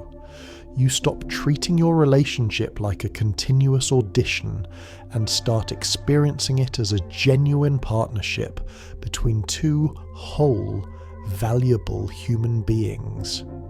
Your friendships deepen because you're no longer performing friendship but living it. You can be honest about your struggles without drowning in shame. You can celebrate others' successes without it diminishing your own worth.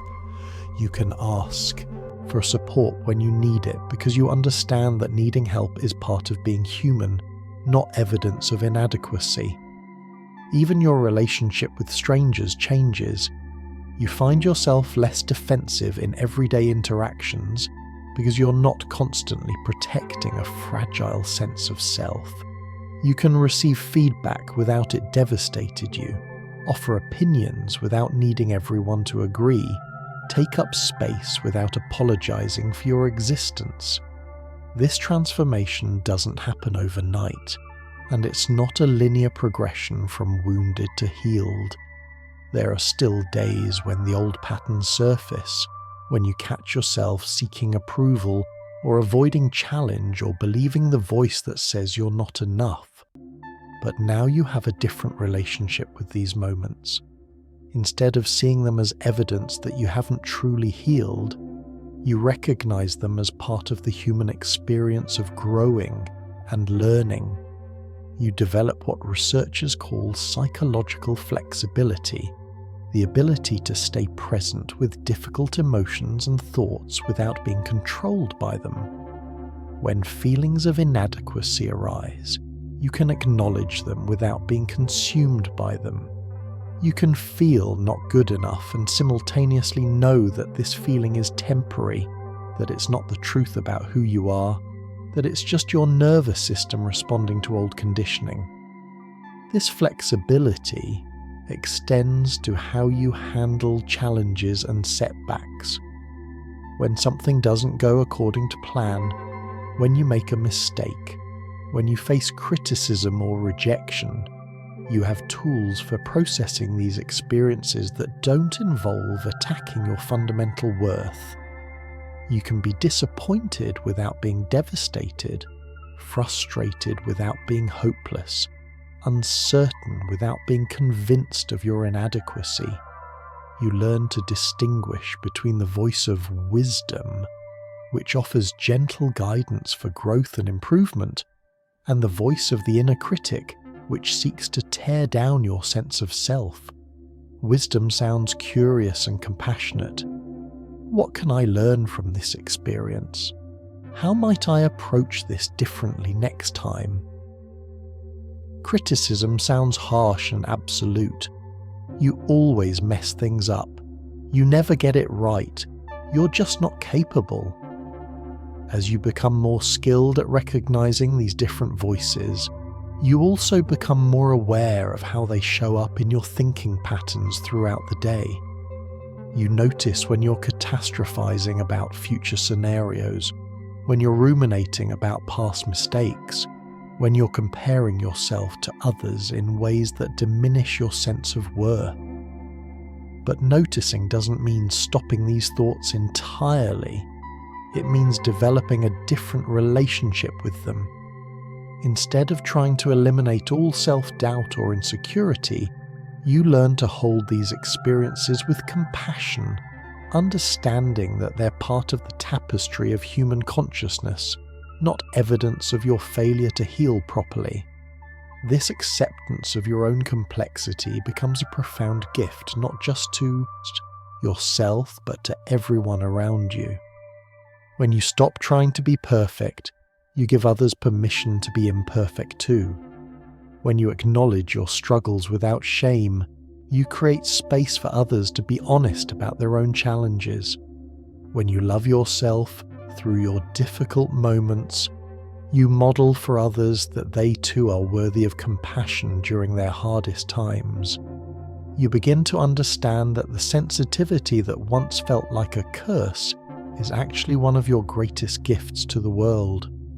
Your ability to feel deeply, to notice subtlety, to understand the nuances of human experience. These qualities make you an exceptional friend, a thoughtful colleague, a caring family member. Your struggles with feeling enough have given you a depth of empathy that allows you to hold space for others in their own journeys of self-acceptance. The work you've done to heal your relationship with yourself becomes a light that others can follow on their own paths.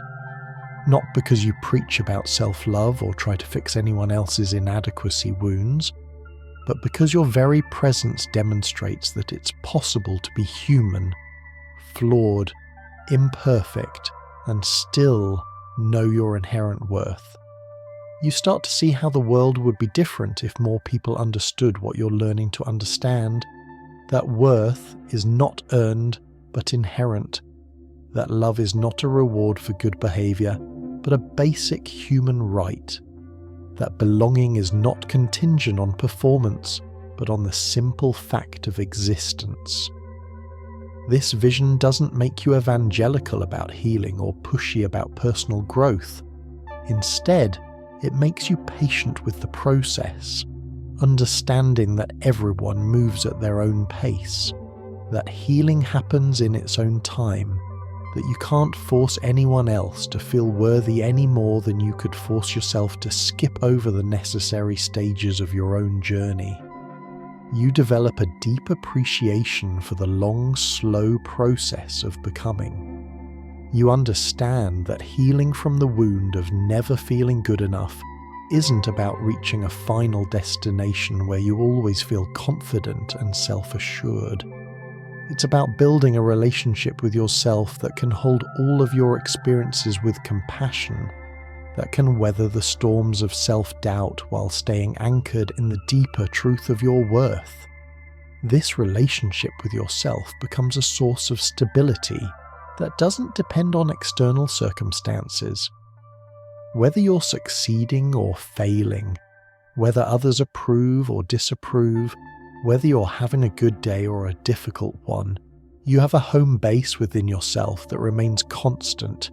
You're always welcome in your own life, always deserving of your own kindness, always worthy of your own love. The daily practices that support this internal relationship become as natural as breathing. You check in with yourself throughout the day with the same care you might show a beloved friend. You notice when you're pushing too hard and offer yourself rest. You celebrate small victories that others might not even notice. You speak to yourself with gentleness when things don't go perfectly. You learn to attune to your own needs and rhythms in ways that perhaps no one ever taught you in childhood. You discover what kinds of environments nourish your spirit and which ones drain your energy. You learn when you need solitude and when you need connection, when you need challenge and when you need comfort, when you need to push forward and when you need to pause and rest. This attunement becomes an act of rebellion against a culture that often treats self-care as selfish and self-advocacy as aggressive. You learn that taking care of your own needs isn't taking away from others. It's ensuring that you have something genuine to offer from a place of fullness rather than depletion. You start to understand that the exhaustion you carried for so many years wasn't just from working hard or caring deeply. It was from constantly fighting against yourself, from treating your own needs as enemies, from believing that your worth depended on your ability to be other than you naturally were. As this internal fighting subsides, you discover reserves of energy you didn't know you had. When you stop spending so much effort trying to be adequate, you have more resources available for creativity, joy, connection, and contribution. You can engage with life from curiosity rather than fear, from abundance rather than scarcity, from authenticity rather than performance. This shift allows you to tap into gifts and talents that may have been dormant while you were focused on survival and adequacy. You might discover artistic abilities that were buried under the pressure to be practical. You might find leadership qualities that were hidden beneath chronic people-pleasing.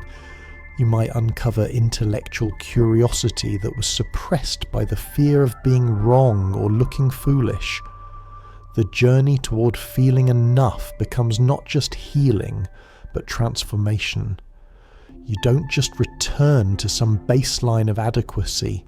You discover capacities and qualities that were always there but couldn't flourish in the harsh environment of chronic self-criticism and inadequacy. You begin to understand your own story differently.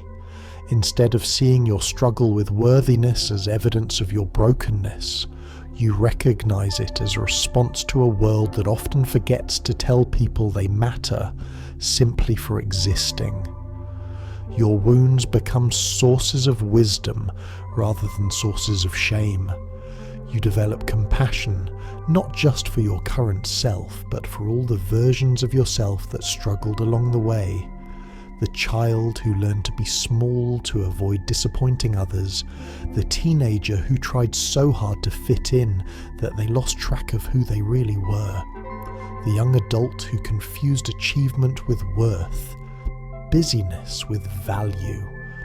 You can look back at these earlier selves with tenderness rather than judgment, understanding that they were doing their best with the awareness and resources they had at the time. This compassionate view of your own journey extends to how you see others who are still caught in the trap of never feeling good enough. Instead of being frustrated by their people-pleasing or impatient with their self-doubt, you recognize the pain behind these patterns. You understand that criticism and advice won't heal inadequacy wounds any more than they healed yours. What heals is presence, patience, and the demonstration that it's possible to be imperfect and still worthy of love. You become someone who can sit with others in their struggles without trying to fix them, who can celebrate their growth without minimizing their challenges, who can love them exactly where they are while holding space for who they're becoming. This isn't because you've transcended your own struggles, but because you've learned to be with your struggles in a way that doesn't diminish your worth. And in this way, your own healing becomes a gift that keeps expanding outward, touching lives in ways you might never fully know. The colleague who feels safer to be vulnerable because you've modeled authenticity. The friend who learns to be kinder to themselves because they've witnessed your self-compassion. The family member who begins to question their own harsh inner critic because they've seen you challenge yours. This is the true revolution of learning to feel enough. It's not just personal, but collective. Not just individual healing, but cultural transformation. every person who learns to love themselves without condition, who treats themselves with kindness rather than criticism, who believes in their inherent worth despite their imperfections, creates a small crack in the systems that teach people their value is conditional. You understand now that feeling good enough was never really about you individually. It was about belonging to the human family, about taking your rightful place in the community of imperfect beings who are all worthy of love simply because they exist.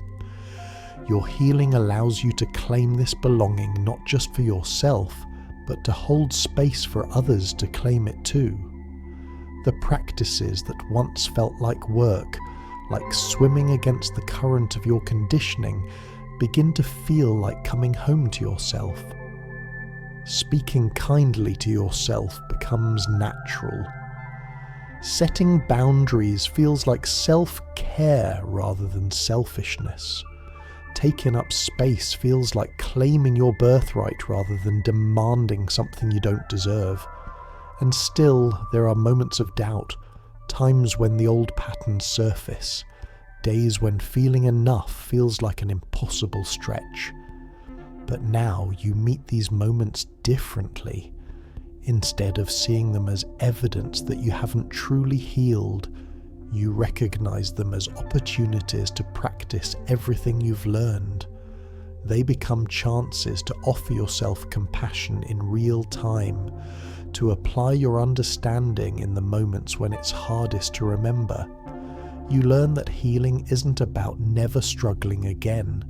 It's about struggling in a way that doesn't destroy your sense of self. It's about feeling difficult emotions without making them mean something terrible about who you are. It's about making mistakes without using them as evidence of your inadequacy. It's about being human in the fullest sense while still knowing your divine worth. This integration of humanity and divinity, of imperfection and inherent value, becomes the foundation from which you live. You are both the flawed human who sometimes doubts herself and the eternal soul who is worthy beyond measure. You are both the person still learning and growing and the being who was complete from the moment of birth. Living from this paradox creates a kind of spaciousness in your daily experience. You can feel anxious about a presentation and know that your worth doesn't depend on how perfectly you deliver it. You can feel disappointed about a relationship ending and understand that your lovability isn't diminished by someone else's inability to stay. You can feel frustrated with your progress in any area of life, while maintaining faith in your ultimate okayness. This spaciousness extends to how you hold time itself. You're no longer racing against some invisible clock that measures your adequacy based on achievements by certain ages or milestones reached by particular deadlines. You understand that your journey unfolds in its own perfect timing, that there is no schedule for becoming enough because you were always enough to begin with. You start to appreciate the seasons of your growth, understanding that just like nature, your development includes times of dormancy and rest, periods of dramatic growth and change, seasons of harvest and seasons of letting go. You learn to work with your natural rhythms rather than against them, honouring your needs for both expansion and contraction, effort and ease. This attunement to your own cycles and seasons becomes a form of deep self-respect. You no longer try to force yourself to be consistently productive, eternally optimistic, or constantly growing. You understand that your worth doesn't depend on maintaining any particular state, but on honouring whatever state you're actually in. As you settle deeper into this understanding, you realise that the question of whether you're good enough was always the wrong question.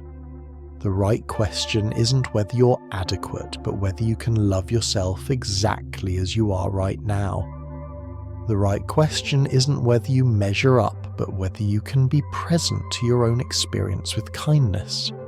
The The right question isn't whether you're worthy, but whether you can remember that worthiness was never yours to earn or lose. And tonight, as all of this settles into your consciousness like snow falling on quiet ground, you can finally rest in the truth that was always true, even when you couldn't see it, even when everything in you argued against it, even when the world forgot to remind you, you are enough. You have always been enough. You will always be enough simply because you are. Outro. And so you've travelled through this landscape tonight, through the quiet territory of your own patterns, your own protection, your own beautiful complexity. You've looked at the ways you learn to question your worth, and you've begun to see that questioning not as a flaw in your character, but as a response to a world that sometimes forgets to tell people they matter simply for existing. You've explored the architecture of inadequacy, the careful constructions your mind built to try to keep you safe, and you've seen how these very protections sometimes became prisons. But you've also glimpsed the possibility of something different, a way of being that includes all of your humanity while resting in the unshakable truth of your inherent worth. Tonight, you don't have to be perfect. You don't have to have it all figured out. You don't have to feel completely healed or entirely self-assured. You can be exactly where you are in your journey, with all your questions and your growing, your wounds and your wisdom, your struggles and your strength. You belong here, in this process, in this moment, in this life, exactly as you are. You are not broken. You're not too much or too little. You're not behind or falling short or failing at being human. You're a sensitive soul in a world that often feels too harsh, a tender heart learning to protect itself without closing off, a beautiful being remembering what was always true about your worth. The child in you who learned to doubt, the teenager who tried so hard to fit in, the young adult who chased achievement hoping it would prove your value, every version of yourself that struggled with feeling enough. They all deserve your compassion now. They were never the problem. They were always trying to help you survive, to find your place, to feel safe in a world that could be overwhelming and confusing. And the you that exists right now, listening to these words, breathing in this moment, you too deserve that same tenderness. Whatever brought you here tonight, whatever struggles led you to seek understanding about feeling enough, you deserve to be met with kindness rather than judgment, patience rather than pressure, love rather than criticism. Your sensitivity is not a weakness, but a gift. Your depth of feeling is not a burden, but a capacity. Your very ability to question your own worth, while painful, speaks to how much you care, how much you hope, how much you want to be good, and do right, and belong in this world. These are not the qualities of someone who is fundamentally flawed, but of someone who cares deeply about living with integrity and connection. The journey toward feeling enough is not about reaching some final destination where you never doubt yourself again. It's about building a relationship with yourself that can hold all of your experiences with love. It's about learning to be home to yourself, to be your own sanctuary, your own source of comfort when the world feels uncertain. Tonight you can rest in the simple truth that you matter, not because of what you've accomplished or who you've helped or how well you've performed, but because you exist. Your presence adds something irreplaceable to the fabric of the universe. Your perspective, your heart, your unique way of seeing and being in the world, these matter in ways you may never fully understand but can trust completely. You can let go now of the exhausting effort to prove your adequacy. You can release the constant vigilance, the endless measuring, the perpetual striving to earn what was always yours by birthright. You can soften into the knowing that you are held by something larger than your own understanding, loved by a force that doesn't require you to be other than you are. And tonight, you can let all of this settle softly, like snow falling on quiet ground. You can release the effort. You can simply be here, breathing, resting, knowing you're exactly where you need to be. You don't have to carry the weight of proving yourself anymore. You can set it down and rest in the simple, profound truth of your own enoughness. Let yourself drift now. Let yourself soften into sleep. You're safe here. You're held. You're enough, just as you are, and you can rest in that truth. You can simply be, and that being is more than enough. It's everything. And tonight, as all of this settles into your consciousness like snow falling on quiet ground, you can finally rest in the truth that was always true, even when you couldn't see it, even when everything in you argued against it, even when the world forgot to remind you. You are enough. You have always been enough. You will always be enough simply because you are. But this knowing doesn't exist in isolation. As you embody this truth more deeply, you begin to notice how it transforms not just your inner landscape, but the very fabric of your daily existence. The morning mirror becomes a place of recognition rather than criticism. Instead of scanning for flaws, you might catch yourself offering a gentle smile to your reflection, the same kind smile you would give a dear friend. The voice in your head shifts from critique to curiosity, from judgment to gentle observation. You start to move through your days with a different quality of presence. When you're no longer using every interaction as an opportunity to prove your worth, you can actually be present to what's happening. Conversations become richer because you're listening to connect rather than listening to monitor how you're being perceived. You can ask questions from genuine interest rather than strategic positioning. You can share thoughts and feelings from authenticity rather than calculated performance. This presence creates what researchers call earned secure attachment, where you become for others the accepting, attuned presence that perhaps you never experienced consistently in your early relationships. Your friends begin to confide more deeply because they sense your non-judgmental awareness. Your family members relax around you because you're no longer performing your role, but simply being yourself. Your colleagues feel safer to be human in your presence because you've stopped pretending that you have everything figured out. You discover that vulnerability, which once felt terrifying, becomes a bridge to authentic connection. When you can admit that you don't know something, when you can acknowledge that you're struggling, when you can share your imperfections without shame, you give others permission to be equally human. Your willingness to be seen in your full complexity invites others into deeper authenticity. This creates a positive feedback loop that continues to reinforce your sense of worth. The more authentic you become, the more genuine connection you experience. The more genuine connection you experience, the more evidence you have that you are lovable exactly as you are.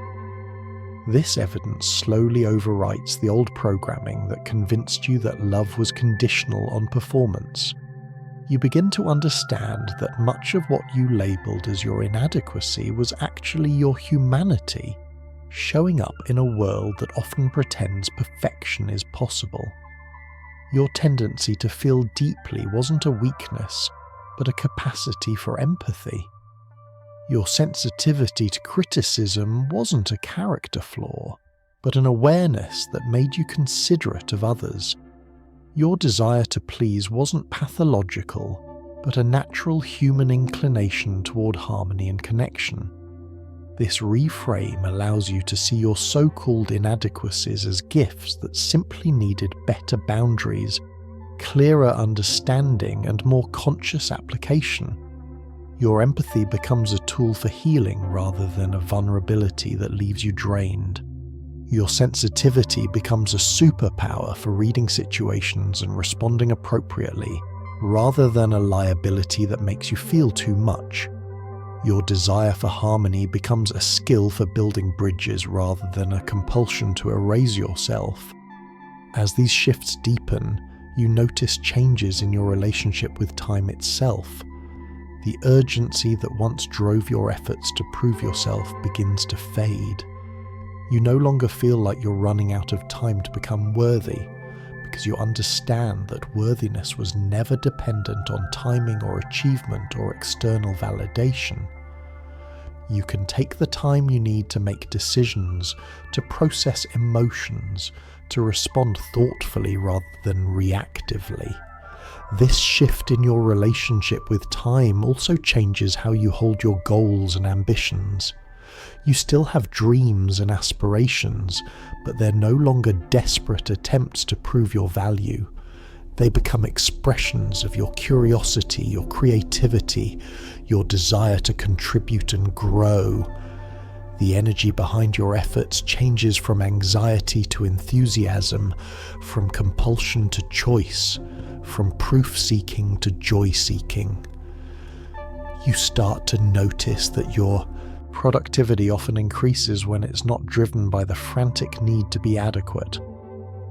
When you're working from a place of genuine interest and self-respect rather than fear and inadequacy, you often accomplish more with less stress. Your creativity flows more freely when it's not constrained by the fear of producing something imperfect.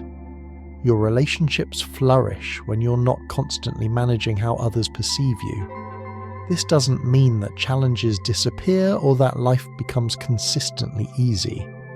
You still face difficulties, still experience disappointments, still encounter situations that trigger old patterns of self-doubt. But your relationship with these challenges transforms completely. Instead of seeing them as evidence of your inadequacy, you begin to see them as opportunities to practice everything you've learned about self-compassion and worth. When you face a setback, instead of immediately attacking yourself for failing, you might pause and ask, what would I say to a friend going through this? How can I support myself through this difficulty? What do I need right now to feel held and cared for? This internal dialogue creates a buffer between the external event and your sense of self, preventing temporary disappointments from becoming existential crises about your worth. You develop what psychologists call emotional regulation skills, the ability to experience difficult feelings without being overwhelmed by them. You can feel disappointed without feeling worthless, frustrated without feeling fundamentally flawed, uncertain without feeling completely lost. This emotional resilience isn't about becoming numb or disconnected from your feelings. It's about developing the capacity to feel everything while maintaining your center. This emotional stability creates a ripple effect that extends far beyond your personal experience. Your children, if you have them, grow up witnessing a model of self-acceptance that they can internalize. Your friends experience what it's like to be around someone who doesn't need constant reassurance or validation, which frees them to be more authentic as well.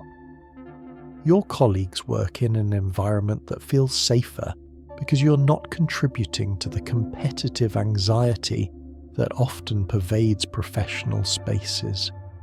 You begin to understand that healing your relationship with your own worth is actually a profound act of service to the world. Every person who learns to love themselves unconditionally creates a small pocket of peace in a world that often runs on fear, competition, and scarcity. Your self-acceptance becomes a form of activism, quietly challenging the systems and messages that teach people their value is conditional.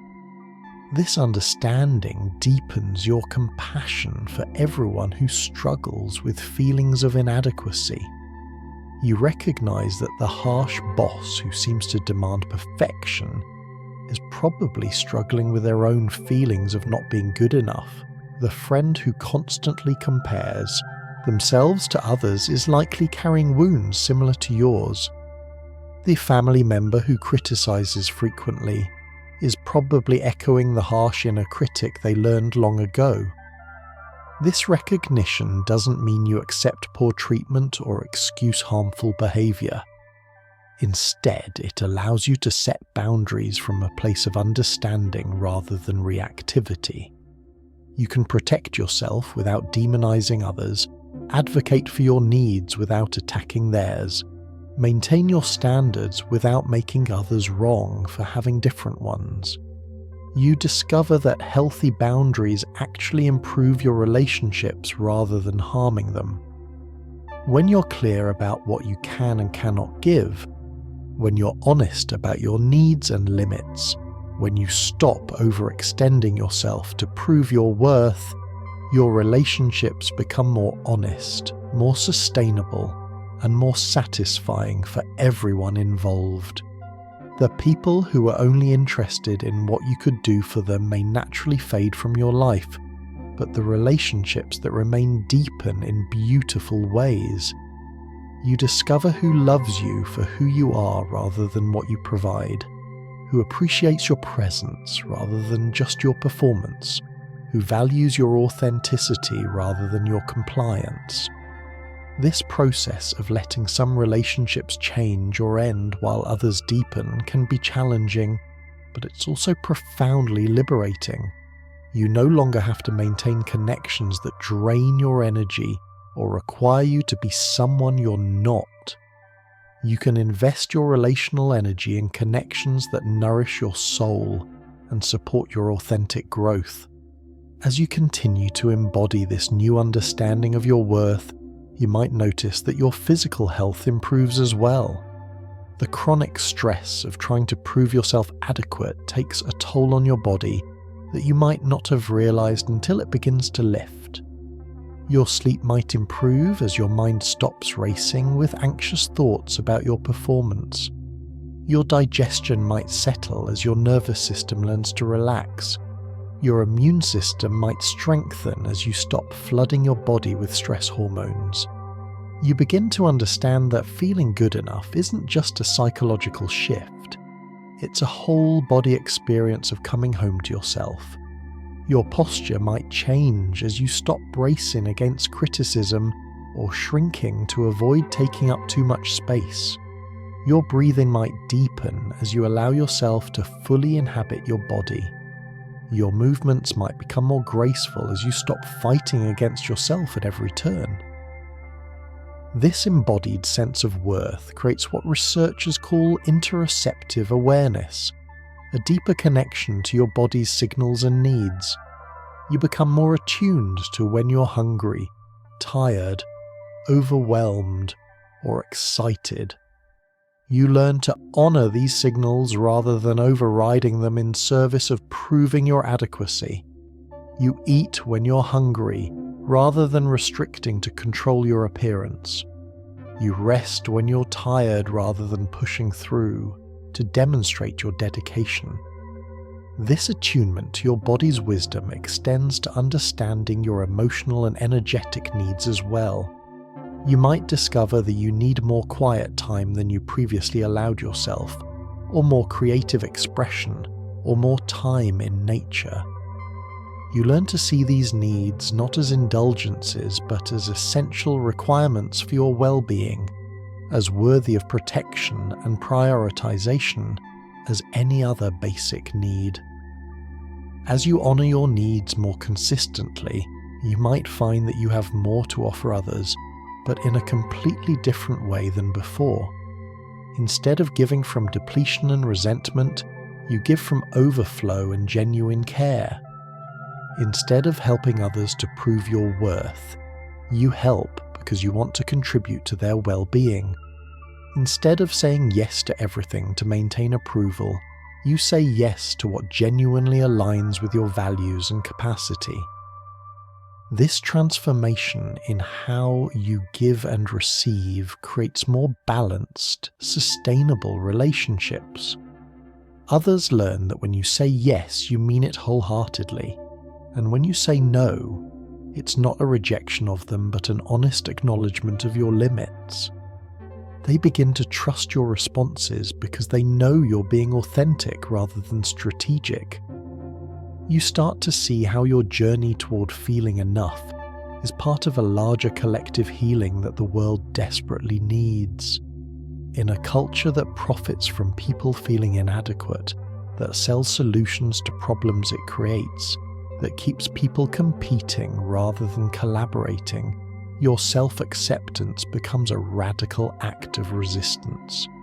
You understand that when you stop believing you need to earn your worth, you stop participating in systems that exploit that belief.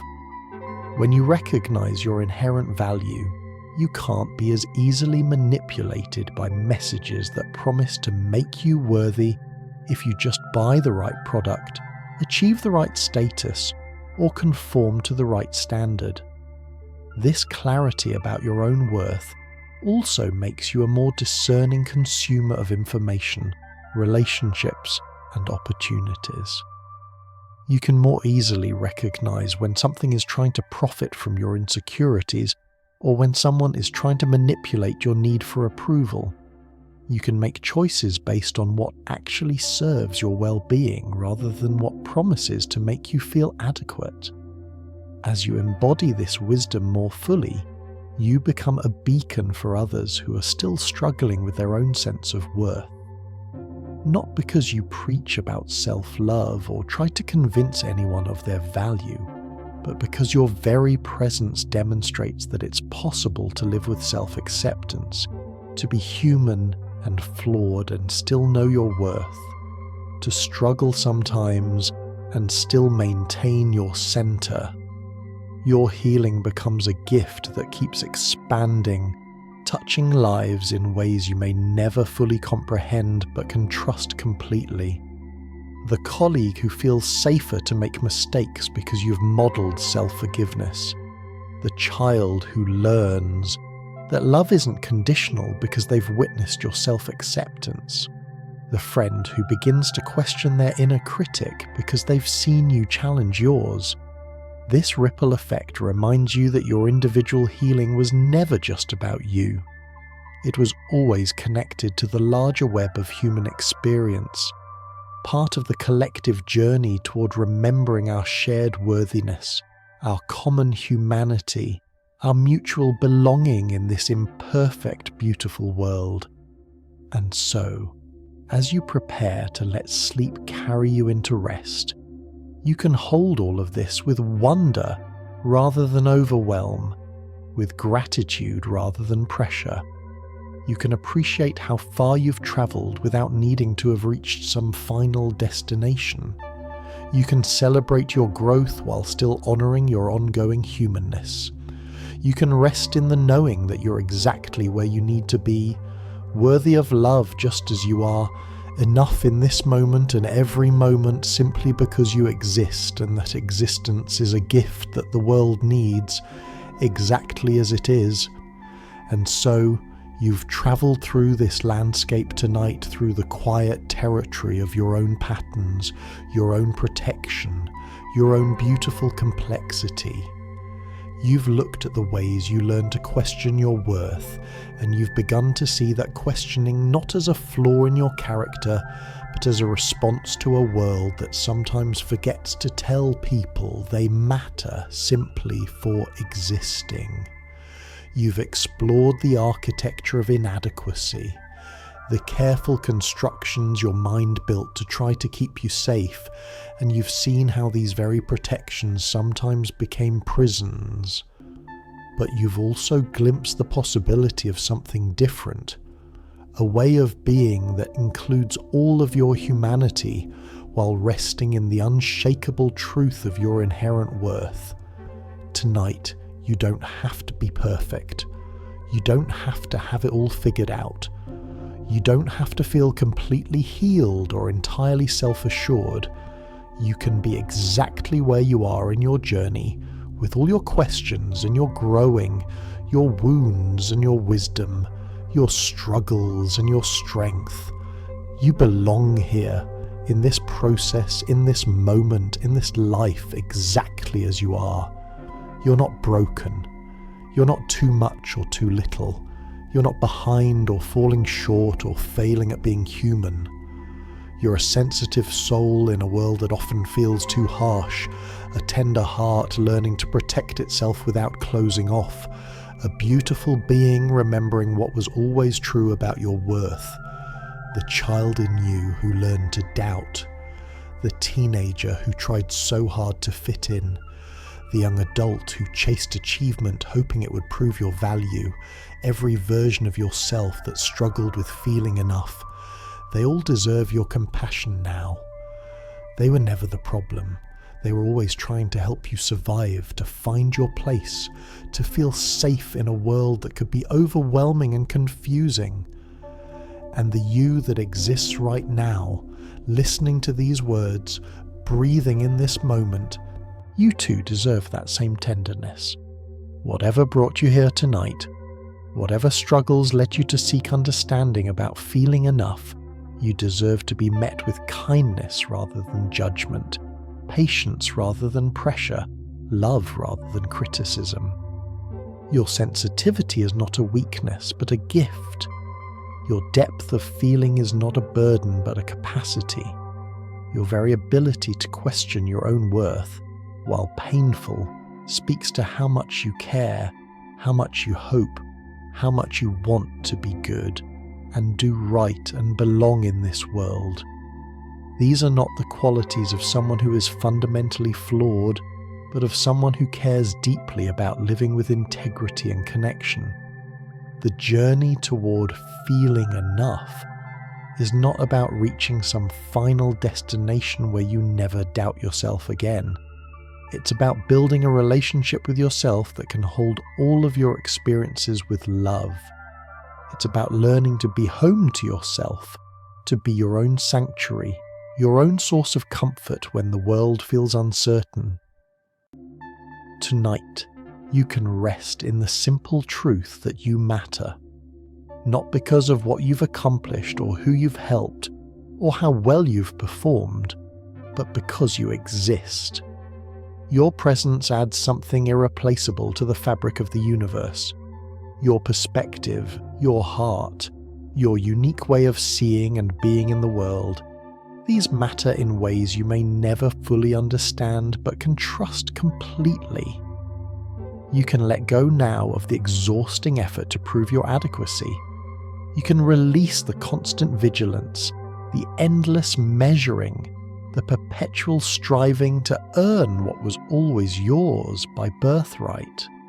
You can soften into the knowing that you're held by something larger than your own understanding, loved by a force that doesn't require you to be other than you are. And tonight, you can let all of this settle softly, like snow falling on quiet ground. You can release the effort. You can simply be here, breathing, resting, knowing you're exactly where you need to be. You don't have to carry the weight of proving yourself anymore. You can set it down and rest in the simple, profound truth of your own enoughness. Let yourself drift now. Let yourself soften into sleep. You're safe here. You're held. You are enough, just as you are, and you can rest in that truth. You can simply be, and that being is more than enough. It's everything.